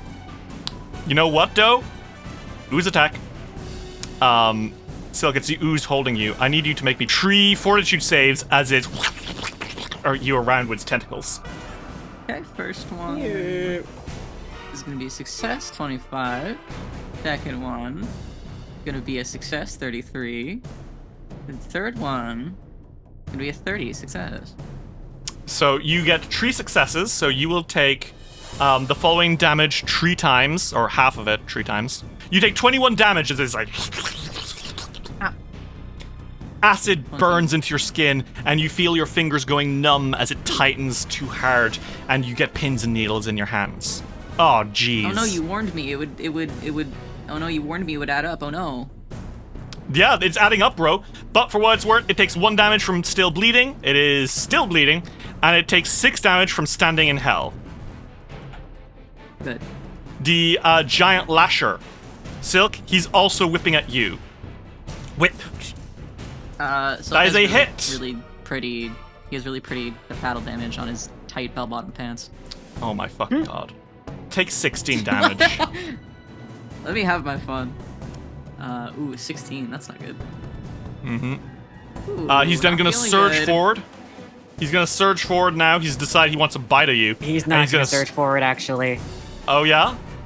Yeah, I still have one more fucking level 1 spell. Give me a will save. My knight in marching band armor. That is a nat 1. Fuck you entirely. As failure, so creature treats all squares as difficult terrain for this stride, except that I determine where the target moves during the stride. He's going in the opposite direction of Silk. He's charging. He's like running for a second, snapping his jaws, and like, why is it taking so long for me to get the Silk? Then he looks at us, and he turns and he points, and he just shakes his fist angrily. With his He last can't- action, I he don't- runs back to you. I don't know if you can see Ulrich from here. but He sees Ulrich when he just gets back to shouts- Silk. Ulrich says, "Not on my watch, bitch." Wait, but Ulrich. Oh my god, Ulrich. It's Oo's turn. Yeah. Uh-huh. Another Ooze has hit the Pentagon. It's going to slap at you. Pseudopod! Okay. Oh shit, that's a there's hit! Yeah, there's a hit. You take 19 damage from bludgeoning and acid. Yes, okay. It is going to take some damage from moving, by the way. Yes. It is then going to spend an action to grapple you. You are grabbed until the end of your next turn. Okay. And lastly, it's going to start squeezing you around as well, like Silk. So I need you to make me a fortitude save, as the two lovers are bound in tentacles and squeezed and stuff, and also you're in my. hell. Also, you're in hell. That part's less sexy. Yeah, slightly.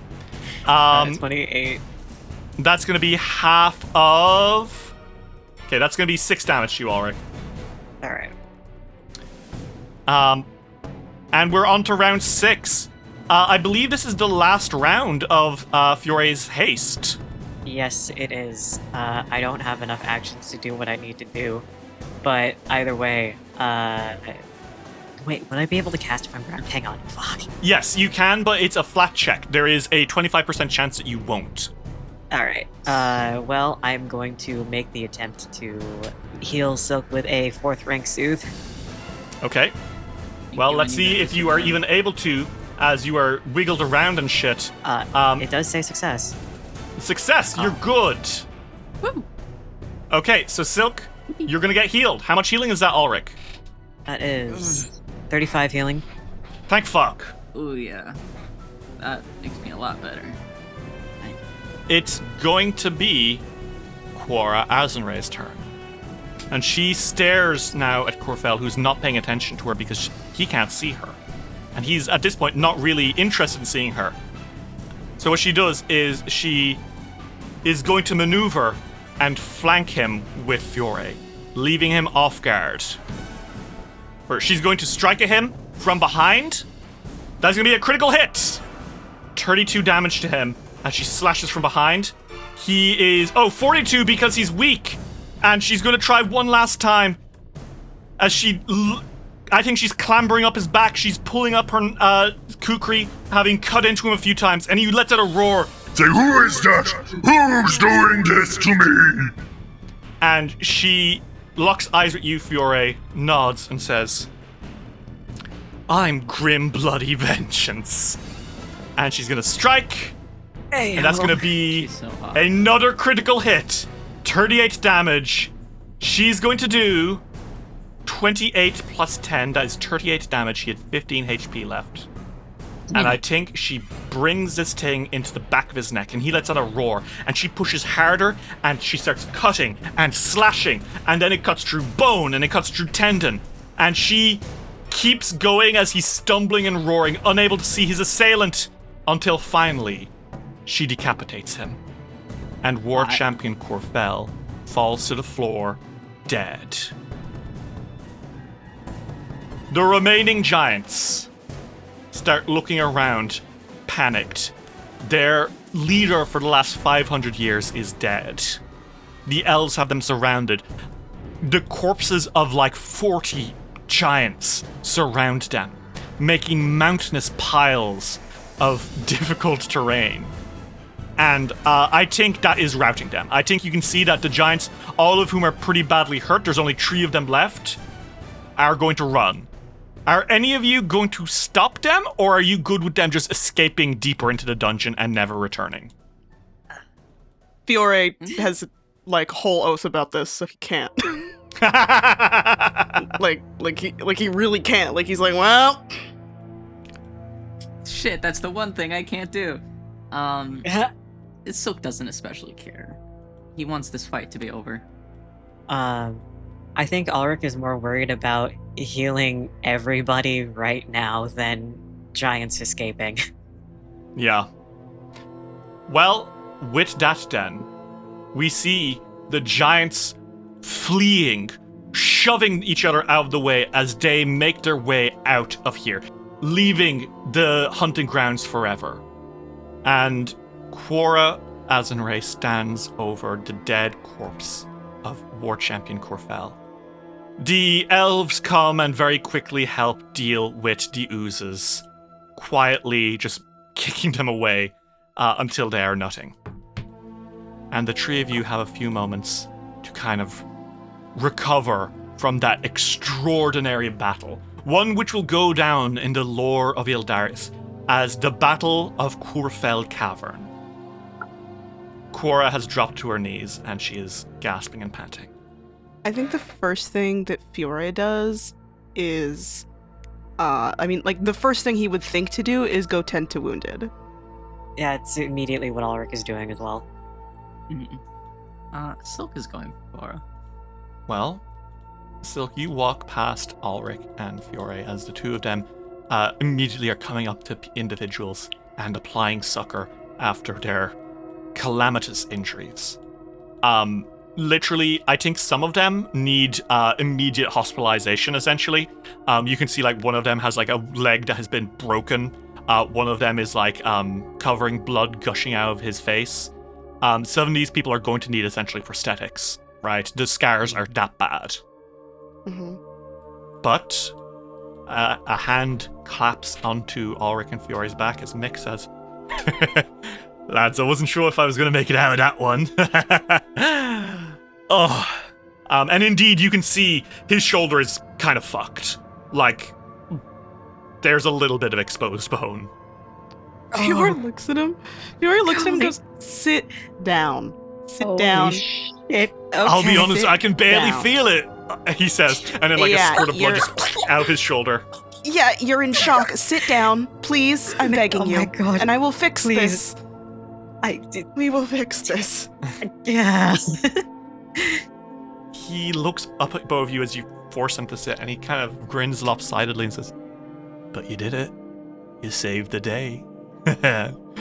Oh, Belcorra is gonna be pissed.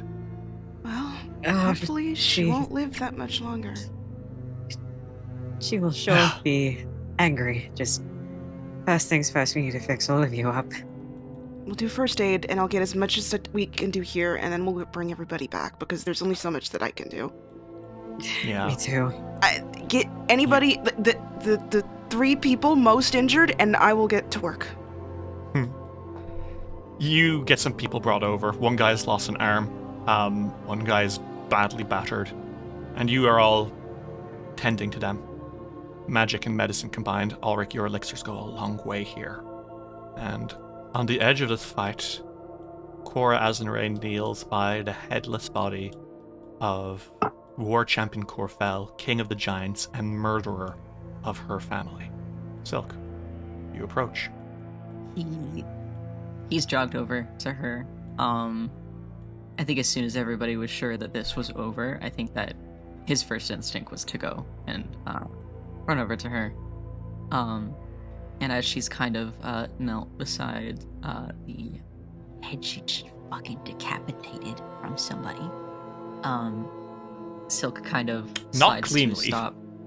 Yeah, I didn't think it was clean.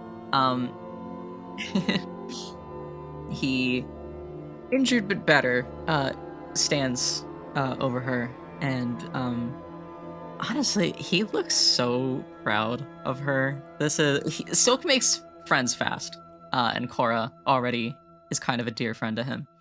And he smiles and he says, "My, you are in a league of your own." Well, if you hadn't fireballed those bastards, they would have ripped me limb from limb. I'm serious. I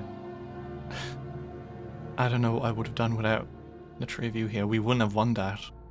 You saw how I was able to hold myself up until he came out, and she, like, pulls her shirt down a bit to show, you know, not flashing you, but certainly showing the gashes across her chest, right? Yeah. I would have died if it weren't for you three here. Well, don't forget, we asked your help for a reason, and that's because we would have died without you. You're allowed to sell yourself, love. If I gotten near him, he would have decapitated me. I understand how he was able to kill my siblings. I understand how he was able to even kill my family now. That was monstrous. I had no idea he was undead. We've never got clear reports of him. No one survives an encounter with Khurfel. And here we are, kneeling by his corpse. Silk kind of squats down. He's not sitting on the floor. Next to her, and he says, "Here you are." Yeah. And she reaches into the pile of viscera that was Khurfel and pulls something and puts it in your hand. Here you are. And Silk, Is it still you bloody? are holding... Is it bloody? No, actually. It has not a single droplet okay. of blood on it. Okay. This can continue to be Which tender is... then. Yeah. It's the Emerald Fulcrum Lens. Hello, gorgeous. Silk kind of holds it up to examine it. I think actually his first instinct is to point it at Fiore, because he heard what Khurfel said. Well, you see standing behind Fiore a tall, terribly pale woman, almost ashy white skin. She stands in black armor, fashioned to look like a beautiful rose. She has a grim and vacant expression on her face as she stands behind Fiore, looking vigilantly into the distance. And despite 5 centuries, there is a remarkable resemblance to Carmen Rajani. Lovely. Here we are. Val Rajani, the Cora. Rose Knight. Yeah. She kind of exhales and says, "All of this for a little piece of glass, huh?" Seems that way. But I promise, this little piece of glass is a lot more important than it looks. You know the Yeah. deal. And Of he course. pockets it. It will be safe. He's not risking dropping it or having anybody snatch it. No bad luck will reach this thing. She stands up and looks around and says, "I'm sure there's plenty for us to raid in here. Goodness knows how many treasures those giants kept from us over the years. We'll make And sure to Silk fatten stands your up. pockets before we leave." Silk stands up and he giggles and he says, Of course. and he puts a hand on her shoulder. Not really a hand. It's like he touches 2 fingers to the back of one of her shoulders, and it's like, Mhm. I would rather you go and see our lovely little medic team before you do search around. Those handsome doctors in the Underdark, she snorts. Most certainly. I almost wish I was more injured. Cora kind of gets up and cocks a smile at you and says, "Do you want me to give you a black eye before we go over, just so you have a reason for them to baby over you?" Not the fucking face. Absolutely not. Right, I'm got joking. it. Nut shot. No, please. I mean, Cora, my darling. it's not like you're getting him pregnant. Oh my god. Go over there, and he's pushing her now. The two of you, the Queen of Yldaris and the Eternal Enigma, return towards the medic camp. You will raid the giant camp before you leave, but you did it. You slew one of Belcorra's most powerful agents. You have the Fulcrum Lens that he was guarding, and you have the soul of Volrajani close at hand. Now all that remains is Zarmavdian, and once you gain that, you will have the tools needed to slay the Ghost Queen once and for all.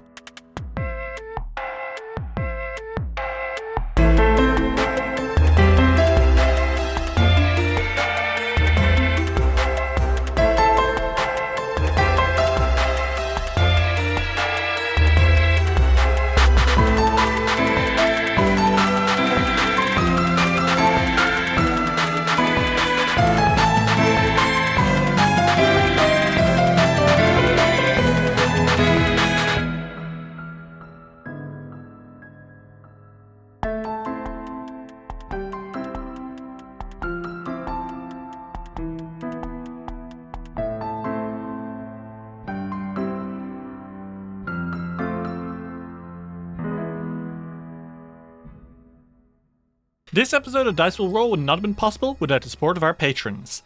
Chase Curtin, Tiny Brass Ant, Celestial, Max O'Knight, Kate Cornelius, Key, Windy, Als, Millie, Rose, Cel Ravau, The Protease Inhibitor, River Supports Artists, Horror Fan, Lightning Scar, Dr. Caesar MD, A Potato, Derpy Gamer, Quinlan Boss, Meow Mai, Abyssal Chimera, Night the Werewolf Teacher, A Sleepy Bear, Kyle Damon, Phoebe Jeebies, Lux Rexus, Tony Saunders, Mita, Arave, Mott, Aries, Alexander Criswell, Skyly, Blurst Hellion, Genuinely Tricked, Baal Punyon, Matthew Wilson Krasnovich, Tillin Shark, Jonathan Love, G. Barbera, Luke, Simon Strange, Seth, Rain, Litralope, Gizmo, Cass, Fable McElduff, Ava, Rem T. Bright, Lonesome Chunk, Sean C., Natasha Lumley, Reflux, Ellie, Jenna Mitchell, Kane Kendrick, Sky Evangeline, Triceratops,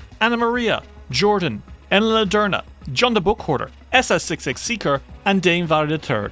If you'd like to see what you can get for helping us keep it rolling, check out patreon.com/DiceWillRoll today.